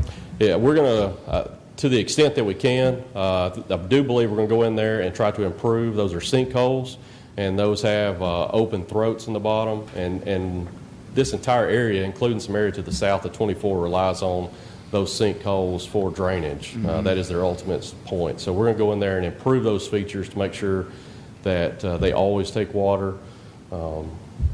Obviously, that depends on the volume of water going, but we're going to improve those areas and leave those as natural as possible. Trying to get an idea, if I guess if just including those, what would be like a companion's not really the right word, but a similar zoning on our basic zoning scale? Where would this fall? I believe this fall, the overall development, the density is between an RS-12 and an RS-15. We're at about 3.21, and I believe Tuscany, which is currently under construction on Thompson Lane, is a single-family detached product. I think that was right at 5 to the acre. Valley Brook, which was recently approved on Compton, I believe those numbers were in the 4 range, if I remember right. That one had a mixture of attached Senior. with it. Yeah, okay. It did have a senior component to it as well. Yeah. Okay, I was just curious. We're trying to get an idea how I would say the most likely thing to compare it to is Berkshire, because Berkshire has a mixture of the alley loaded as well as several different segments of the single family detached, and it's just over 3 units it's to pretty the much acre. right on that one, right? Yes, sir. Yeah. Very similar. I know you don't have a lot of road frontage along Florence Road, but on the Blackman Road side, you have on the western side there, you have quite a stretch of roadway. Is there property allocated on your side of the road there for the expansion all the way down through there? Because I know you're talking about putting that black fence down through there on the side of the road.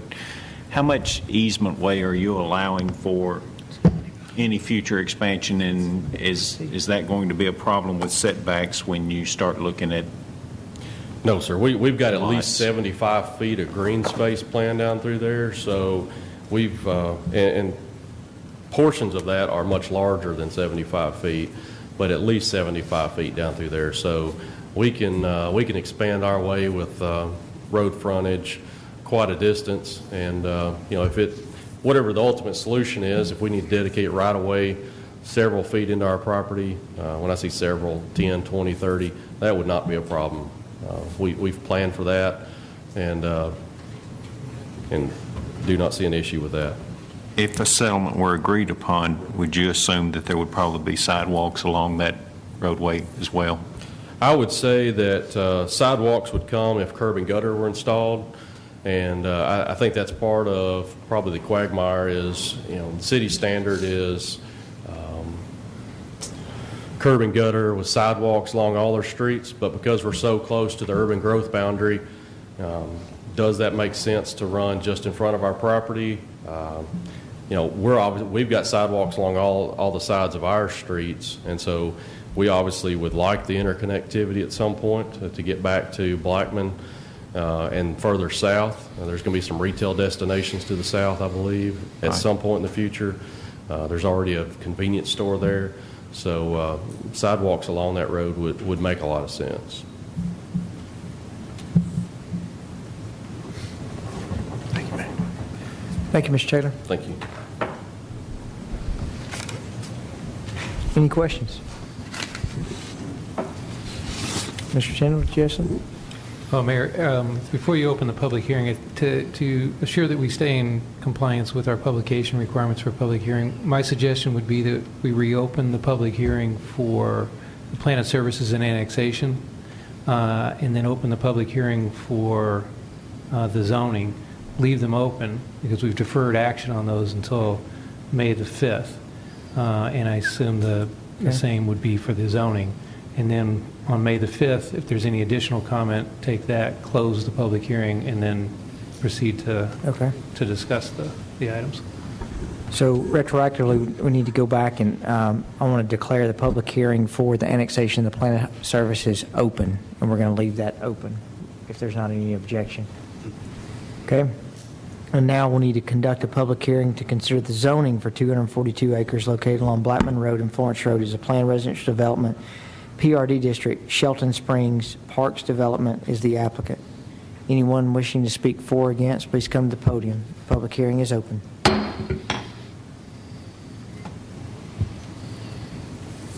Okay, seeing none, we're going to leave the public hearing open until, if there's a motion for deferral until May the 5th. I move we defer to May 5th.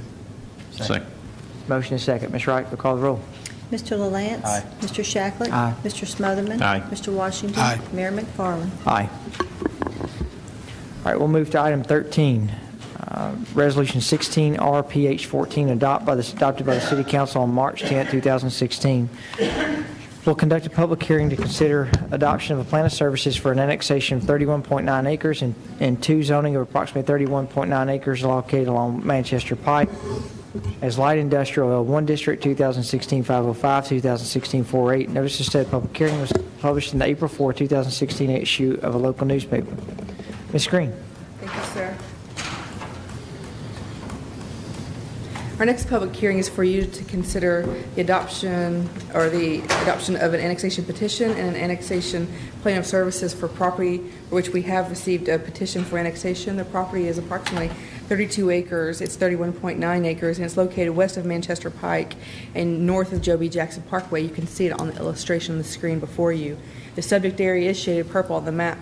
Current city limits are shaded yellow, and the white parcels are in the unincorporated area of Rutherford County.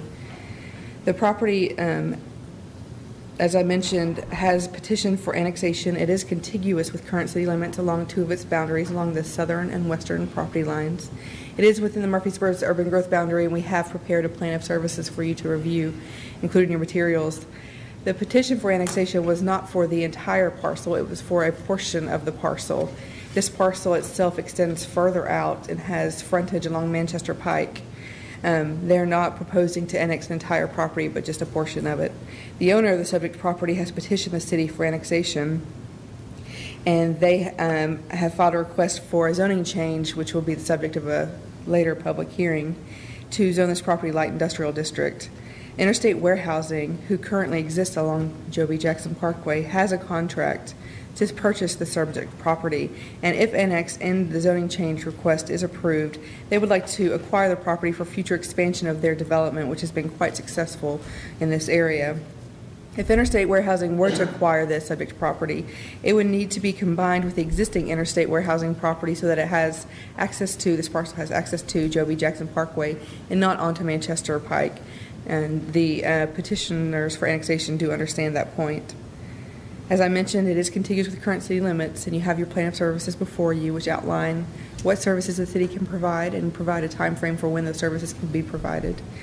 If you have any questions about the annexation petition or plan of services, I'd be glad to answer them. You should conduct a public hearing to consider the annexation of this property. The Planning Commission did conduct a public hearing, and their recommendation to you is unanimous, and they recommend that you approve both the petition and the plan of services.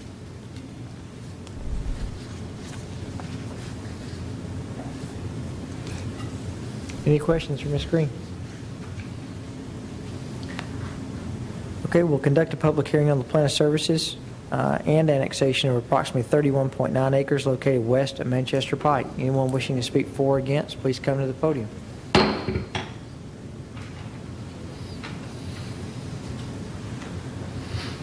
Seeing none, we'll close the public hearing and we'll consider for adoption Resolution 16R PS 14 to adopt a plan of services for approximately 31.9 acres located along west of Manchester Pike, Swanson Development applicant 2016-505.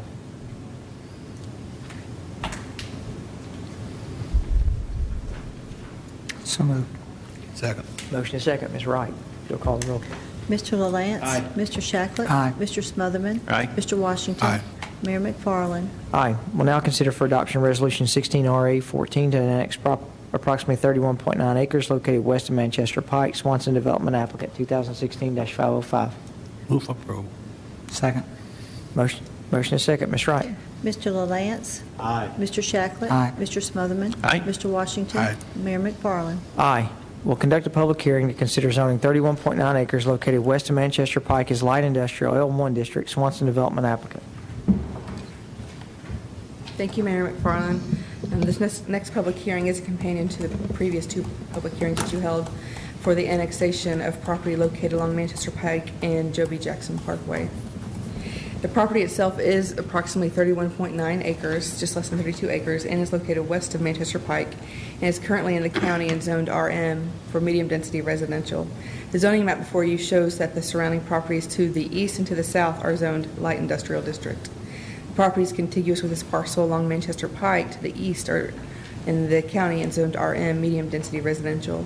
The properties to the south are zoned PRD, and that's a developing single-family city subdivision, and CH, which is undeveloped property at the intersection of Joe B. Jackson Parkway and Manchester Pike. I mentioned before that the Interstate Warehouse is interested in acquiring this property for future expansion of their business, which is located along Joe B. Jackson Parkway. They've been quite successful with their business on Joe B. Jackson Parkway, and if they are to acquire this property, would be combining it with their existing parcel so that they would not have access to Manchester Pike, but would have access to Joe B. Jackson Parkway and frontage along Joe B. Jackson Parkway. The Planning Commission considered a public hearing for the zoning change request on this matter after it considered the petition for annexation and the plan of services, and the Planning Commission's recommendation to you this evening is for you to approve the zoning change to light industrial district simultaneous with the annexation of this property. If you have any questions, I'll be glad to answer them. Mr. Swanson's in the audience as well if you have any questions regarding the zoning change request.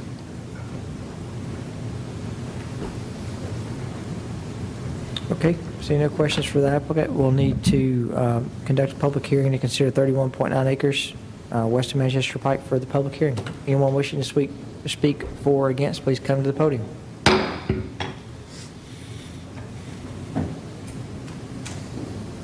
Seeing none, we'll close the public hearing. We'll consider for passage on first reading ordinance 16OZ14 to zone an area located along west of Manchester Pike as light industrial L1 district 2016-408. So moved. Second. Motion is second. Ms. Wright. Mr. LaLance? Aye. Mr. Shacklet? Aye. Mr. Smotherman? Aye. Mr. Washington? Aye. Mayor McFarland? Aye. Pursuant to Resolution 16-RPH-15 adopted by the City Council on March 10, 2016, we'll conduct a public hearing to consider adoption of a plan of services for an annexation of approximately 30.6 acres and 2 zoning of approximately 25.4 acres located along New Salem Highway as commercial fringe CF district, approximately 7 acres in residential multifamily RM16 district, approximately 7 acres, 2016 501, 16 407. Notice of said public hearing was published in the April 4th, 2016 issue of a local newspaper. Ms. Green. Thank you again, Mayor. We have before you another annexation petition and plan of services for the annexation of property located along New Salem Highway, and that is also Highway 99. And you can see the property on the illustration before you on the screens. The subject property is shaded blue on the map before you, and you can see consists of properties located north and south of 99. The yellow area on the map are current city limits, and you can see that these properties are almost completely surrounded by existing city limits. They do have a small opening to the unincorporated area here where I'm pointing on the map before you. And this annexation would essentially close this area and have the entire property be located in the city limits. I have included a plan of services in your materials that outlines the services the city can provide and time frame we can provide them, and we believe we can provide them in a timely manner. This property is also within the city's urban growth boundary, and it's contiguous with current city limits on most of its sides.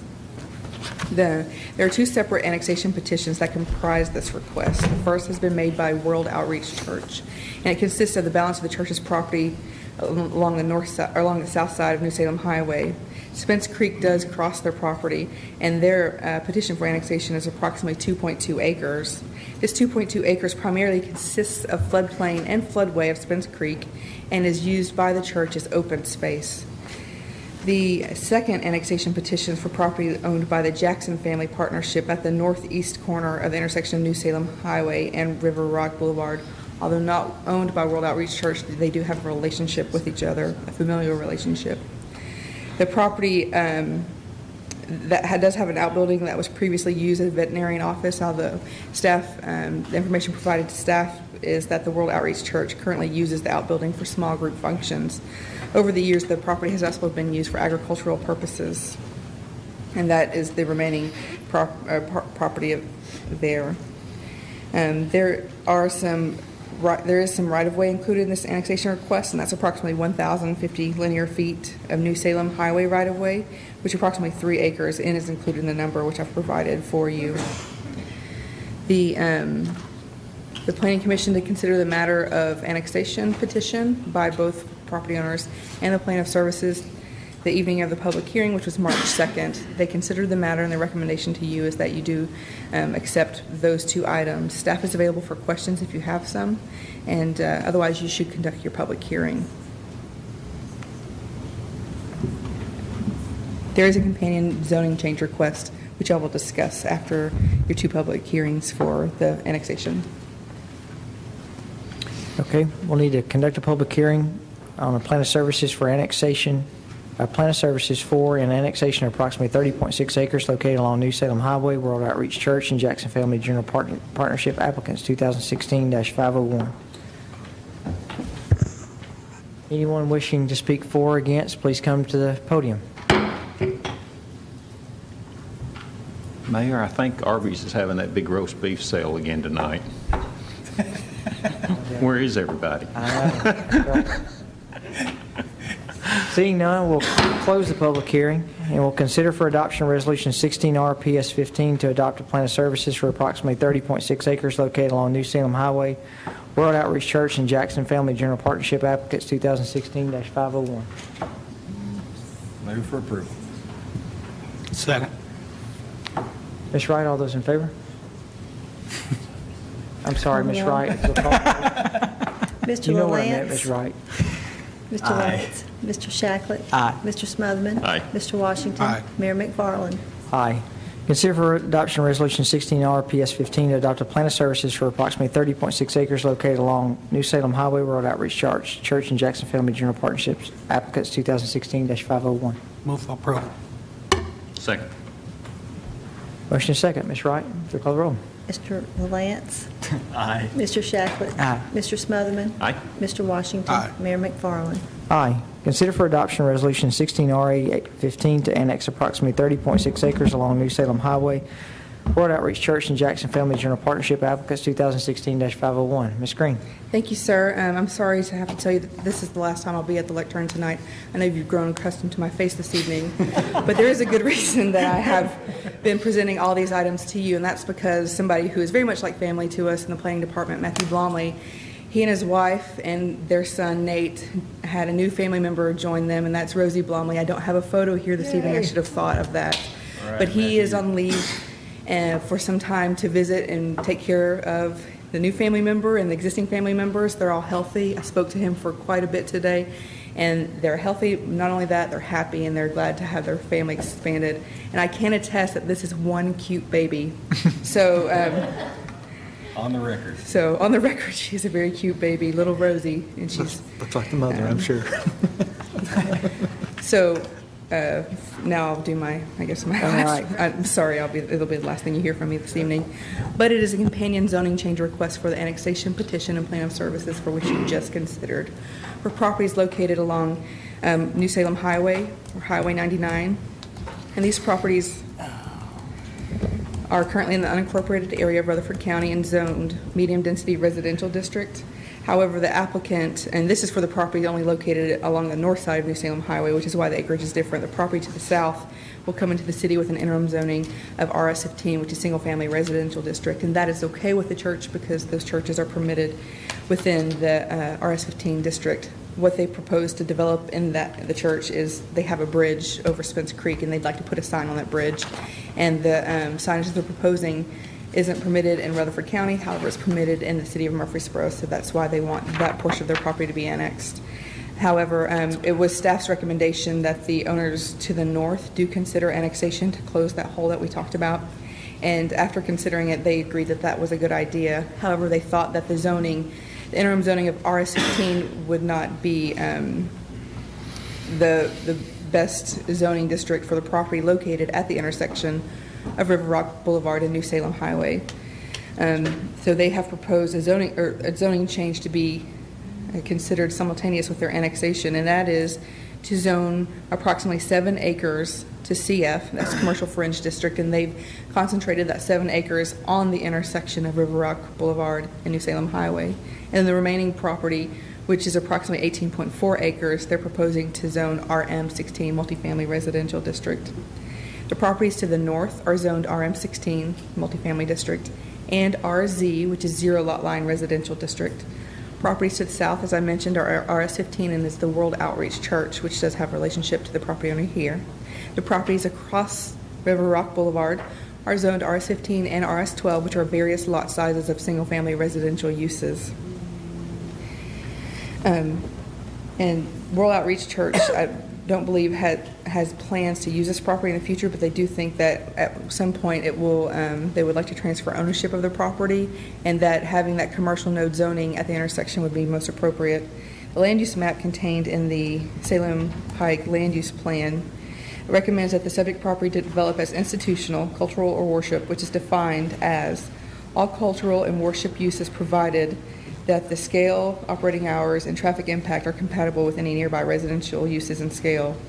I think a large part of the reason it was identified as that because they were expecting World Outreach to expand there, and so it was just a projection. It's not a future zoning map. And if you do read the if you do read the Salem Pike Land Use Plan, you can see a statement in there that their land use plan isn't a future zoning map, but it is just a projection of future growth and future land use types. The proposed RM16 and CF would allow most cultural and worship uses. However, they would also allow additional uses. The Planning Commission did consider the zoning change request the evening of the annexation and petition and plan of services, and their recommendation to you is to zone the properties as requested. If you have questions for me, I'm available. I believe a representative of the church is here as well if you have questions from him. Okay. Seeing none, We'll open the public hearing for this zoning request of 25.4 acres. Anyone wishing to speak for or against, please come to the podium.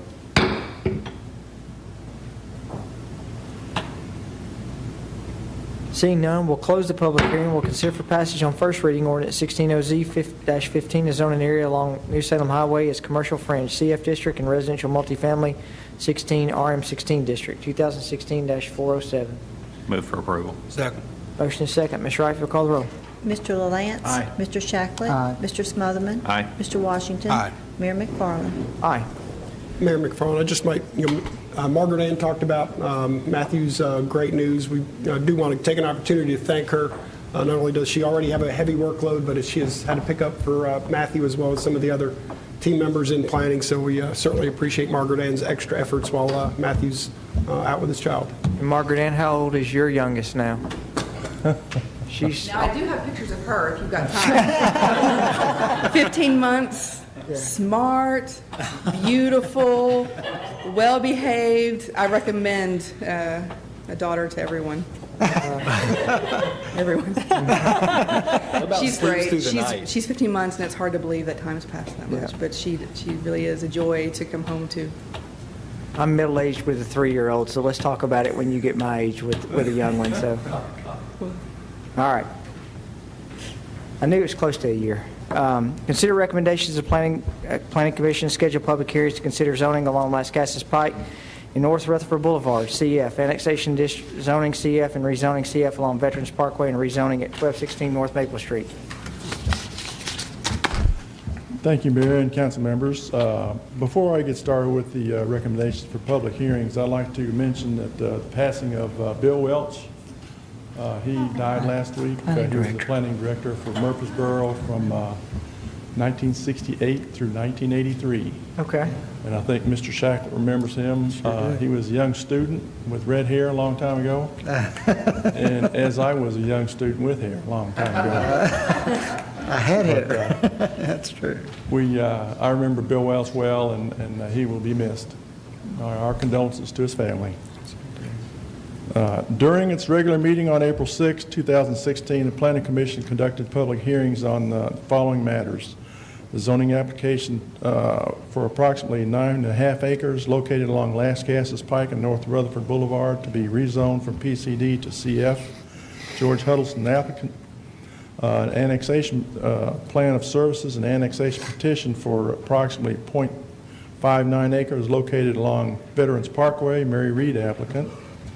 The zoning application for approximately 0.55 acres located along Veterans Parkway to be zoned CF simultaneous with annexation, and approximately 6.5 acres to be rezoned from RM16 to CF, Mary Reed, applicant. And finally, the zoning application for approximately 0.43 acres located at 1216 North Maple Street to be rezoned from PCD to CF, Nancy Brown, applicant. After those public hearings, the Planning Commission discussed the matters and took action to recommend their approval. The City Council should be, it's recommended that City Council schedule these matters for public hearings also. If you have any questions, I'll be happy to answer them. Mr. Tindall, what date do you think? Mayor, June 2nd. Okay. Be appropriate time. That'll also be the evening of, I expect, your budget public hearing.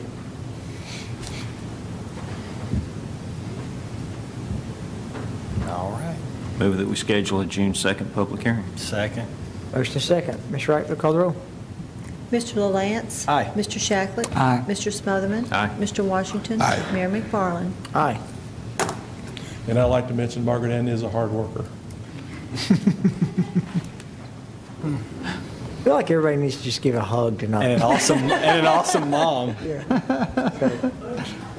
All right. Letter from the Assistant Parks and Recreation Director, Resolution 16R08 regarding local Parks and Recreation Fund LPRF grant. Good evening. Ms. Jackson. Thank you. I'm here today to discuss with you and ask for your approval to proceed with the Phase 2 of the Jordan Farm Soccer Facility Master Plan with a grant application for the proposed pavilion, restroom, and the support facilities for that. As I'm sure you know, the Jordan Farm Farm soccer facility is being constructed to help address the shortage of athletic fields in our community. And I want to start by giving you a little background of the approval of kind of where we are here today. On March 4th, the Murfreesboro Parks and Recreation Commission approved the proposal for the site to be located at the Jordan Farm property.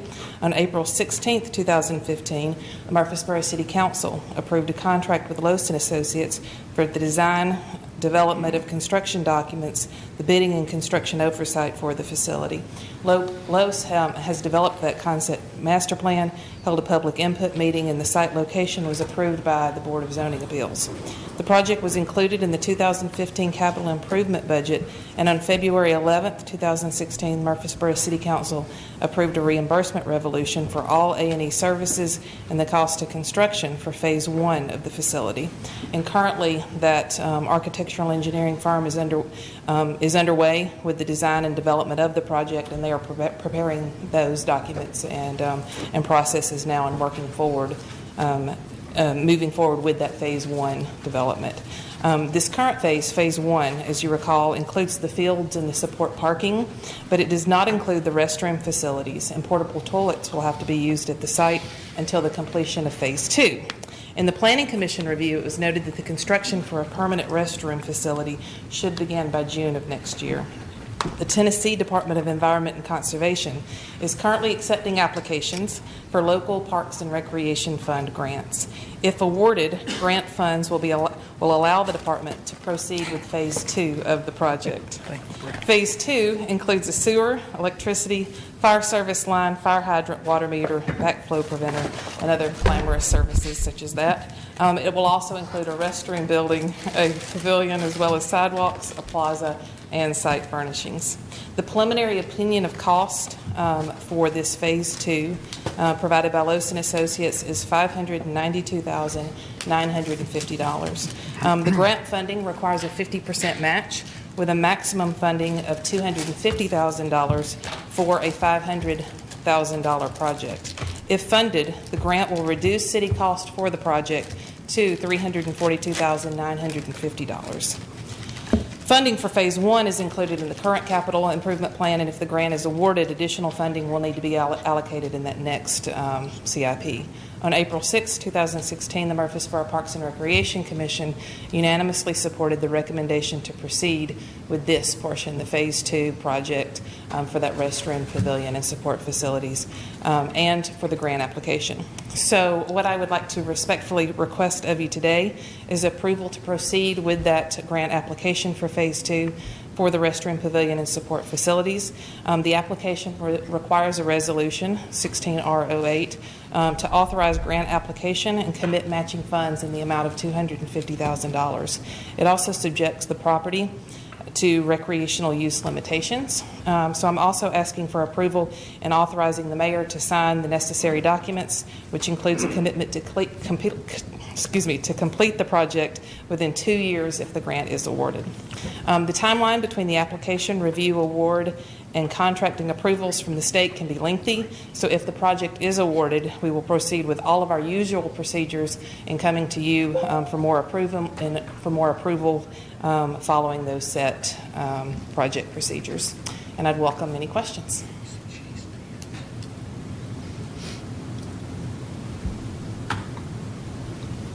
All right, we have a motion to approve Resolution 16R08. Mr. Grant? So moved. Second. Motion is second. Ms. Wright, will call the roll. Mr. LaLance? Aye. Mr. Shacklet? Aye. Mr. Smotherman? Aye. Mr. Washington? Aye. Mayor McFarland? Aye. Could I ask a question? Sure. And I approved it and it's all, but is the $250,000 match, is that out of the 300 and, what is it, 342,000? Is that would, our portion of the 250 comes out of that? The project itself, the estimated cost for that is $502,000. Total cost? Correct, yes. Okay. So the $250,000 would bring that cost for us down to $342,000. Okay. And the match, the 250 match is out of the 342? Yes, it's a 50-50. So the city pays half, the grant would pay the other half. I Yes, figured sir. that's what it was. I just wanted to make sure I was understanding. You bet. I got it. Thank you. Thank you. Thank you, Ms. Jackson. You're a hard worker, too.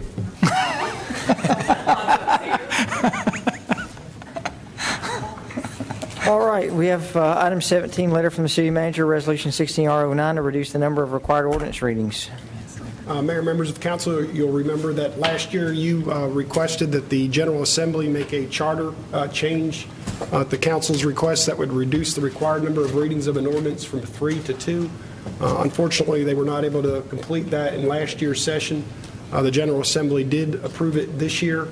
So before you is a resolution number 16R09. If approved by the City Council, that would then reduce the required numbers of ordinance readings from 3 to 2. I would also point out that it requires a 2/3 vote of the City Council, which means I need 3.35 of you to approve this. We'll round it up to 4. But it does require I think any of us approval. 0.35. Anybody want to be 0.35? Before we vote, we'd want to say thank you to Senator Ketron and Representative White, who carried this through both of their individual delegations. And the whole purpose of this started was at a way to streamline, and we continue to get the input, but it doesn't hold back residents who are wanting to do business.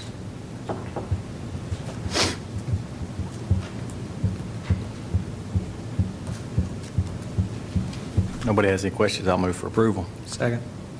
Motion second. Ms. Wright? Mr. LaLance? Aye. Mr. Shacklet? Aye. Mr. Smotherman? Aye. Mr. Washington? Aye. Mayor McFarland? Aye. Thank you. A letter of recommendations from the Assistant City Manager regarding community engagement strategy for downtown development site, purchase property from Franklin Synergy Bank, former FUMC building. Good evening. I have a PowerPoint. Let me bring it up.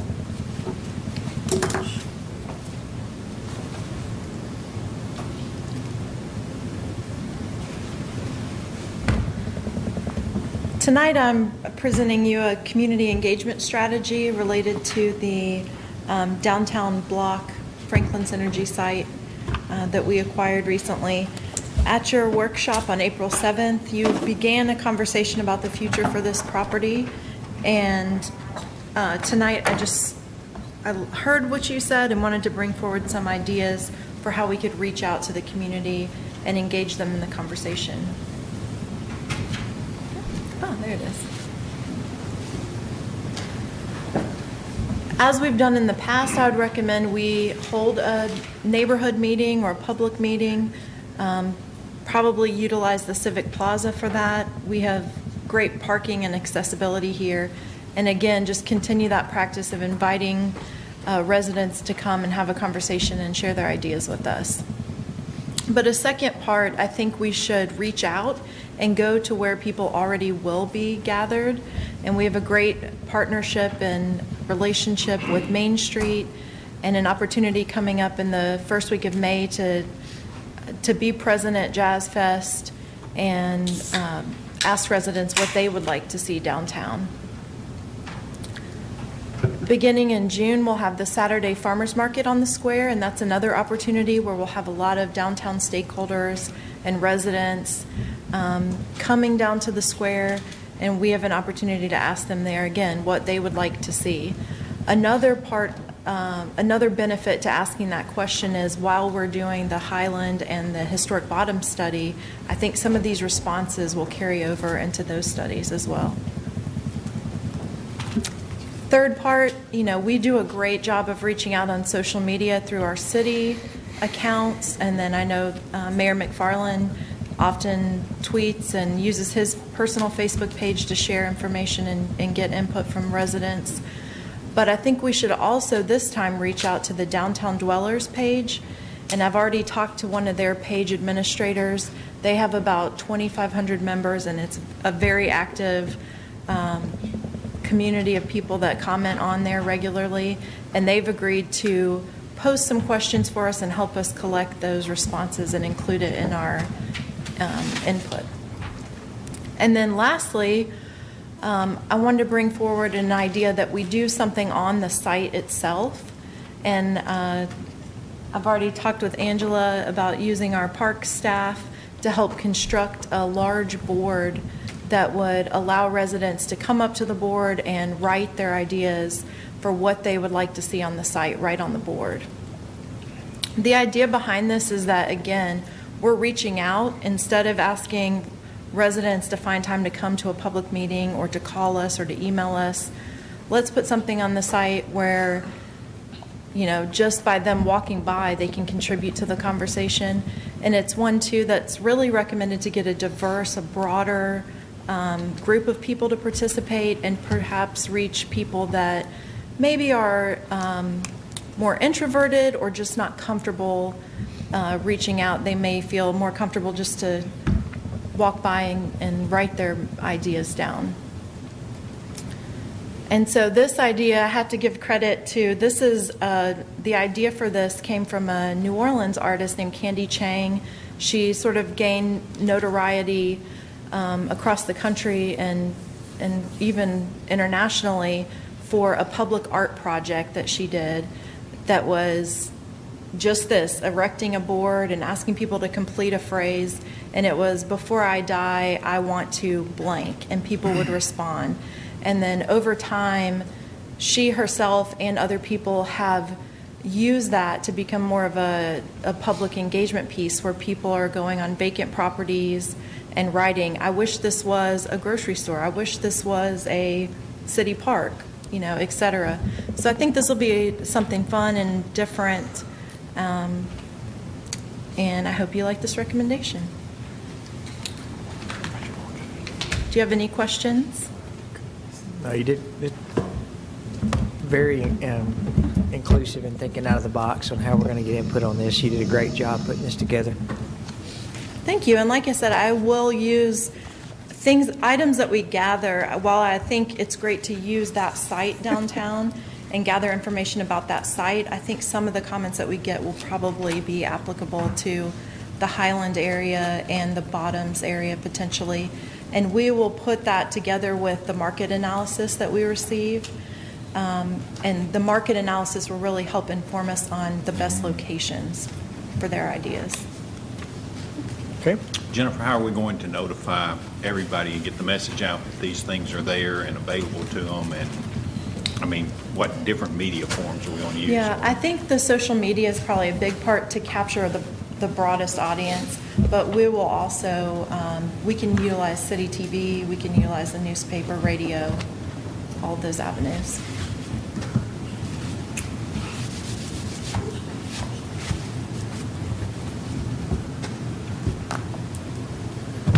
Okay. Do we need a motion? I don't think we necessarily need a motion as long as everyone is okay with. Looks good. All right. If you all have other ideas as we go down the road on this, we'll certainly react and respond. All right. That rolls us into board and commission appointments. And so with help with the planning staff and several council members who gave input on this, we came up with the North Highland Avenue Study Steering Committee. Mr. Doug Young will represent the City Council, Kurt Wade, the Planning Commission, Miss Andrea Lowry, Thomas Rowe, Murfreesboro Housing Authority, Mr. Tab Talbot, Miss Melanie Davenport, Mr. Bill Huddleston, Mr. John Thayer, Mr. Scott Kimberly, Miss Lisa Eyeshide, Mr. Brian Robertson, Miss Patty Miller, and Dr. Gloria Bonner.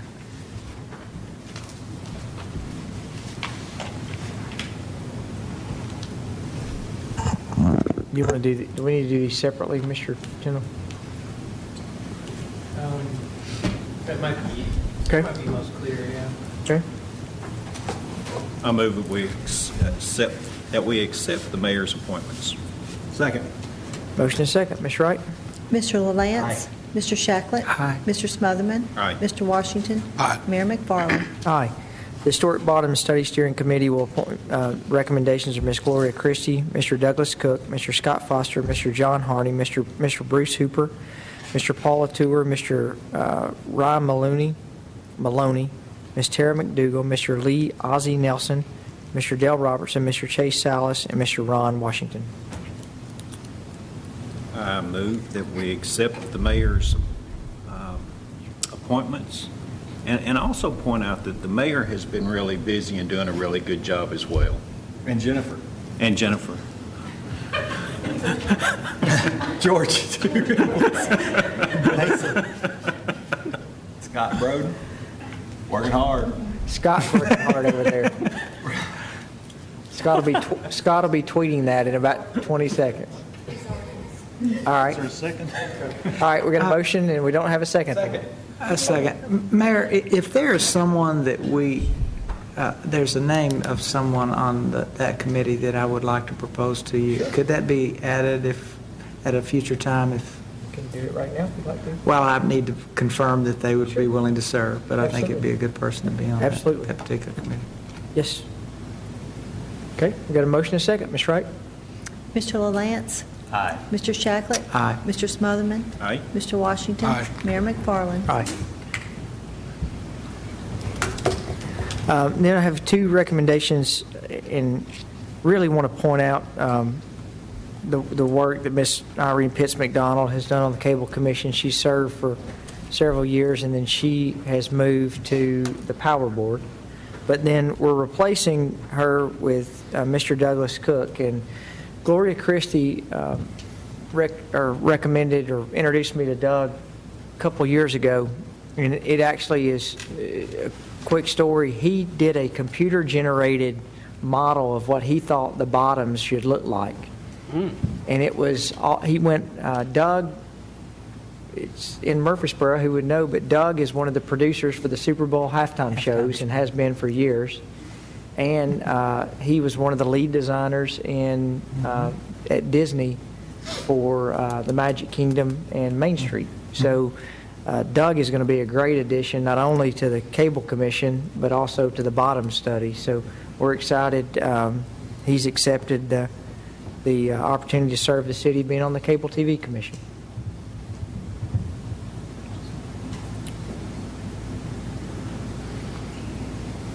Move we approve the appointment. Motion and second. Ms. Wright? Mr. LaLance? Aye. Mr. Shacklet? Aye. Mr. Smotherman? Aye. Mr. Washington? Aye. Mayor McFarland? Aye. We have one couple beer permits, Ms. Wright? Yes, Mayor. We have a restaurant at 1312 Northwest Broad Street that has an ownership change. That permit lacks the final inspections from Building and Code, so we would like to issue that permit once they have completed those inspections successfully. Everything else about the application is in order. We have a restaurant at 2435 South Church Street. It also is an ownership change and a name change. That restaurant also lacks building codes inspections, but the rest of the application is in order, and we recommend approval once the inspections are complete. We have a restaurant at 1824 Old Fort Parkway. This is an ownership change, a name change. It lacks the building codes inspections, but the rest of the application is in order, and we recommend approval of this application once they complete their inspections. And finally, we have an application for a restaurant that already exists at 1720 Old Fort Parkway. They would like to add beer, and this application is in order with the exception of completing their building codes inspections, and we recommend approval upon completion of those inspections. I'll be happy to try to answer any questions. Any questions for Ms. Wright?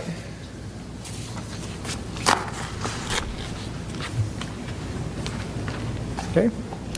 Move we approve. Second. Motion is second. Ms. Wright, call the roll. Mr. LaLance? Aye. Mr. Shacklet? Aye. Mr. Smotherman? Aye. Mr. Washington? Aye. Mayor McFarland? Aye. Any statements, Ms. Wright? No, sir, not tonight. Okay. Any other business from staff or city council? I will say that if anybody's watching this towards the end of the meeting and think we're really silly tonight, we've been meeting for about 4 hours now. So it's not that we're not serious, it's just that we're starting to get tired, I think. So. And Rick's had too many sugar cookies, so it's probably best we go. Running out of steam here.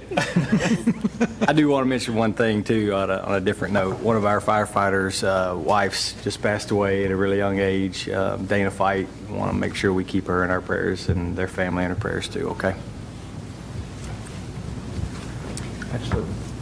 Yep. All right. Seeing no more business? We'll stand adjourned.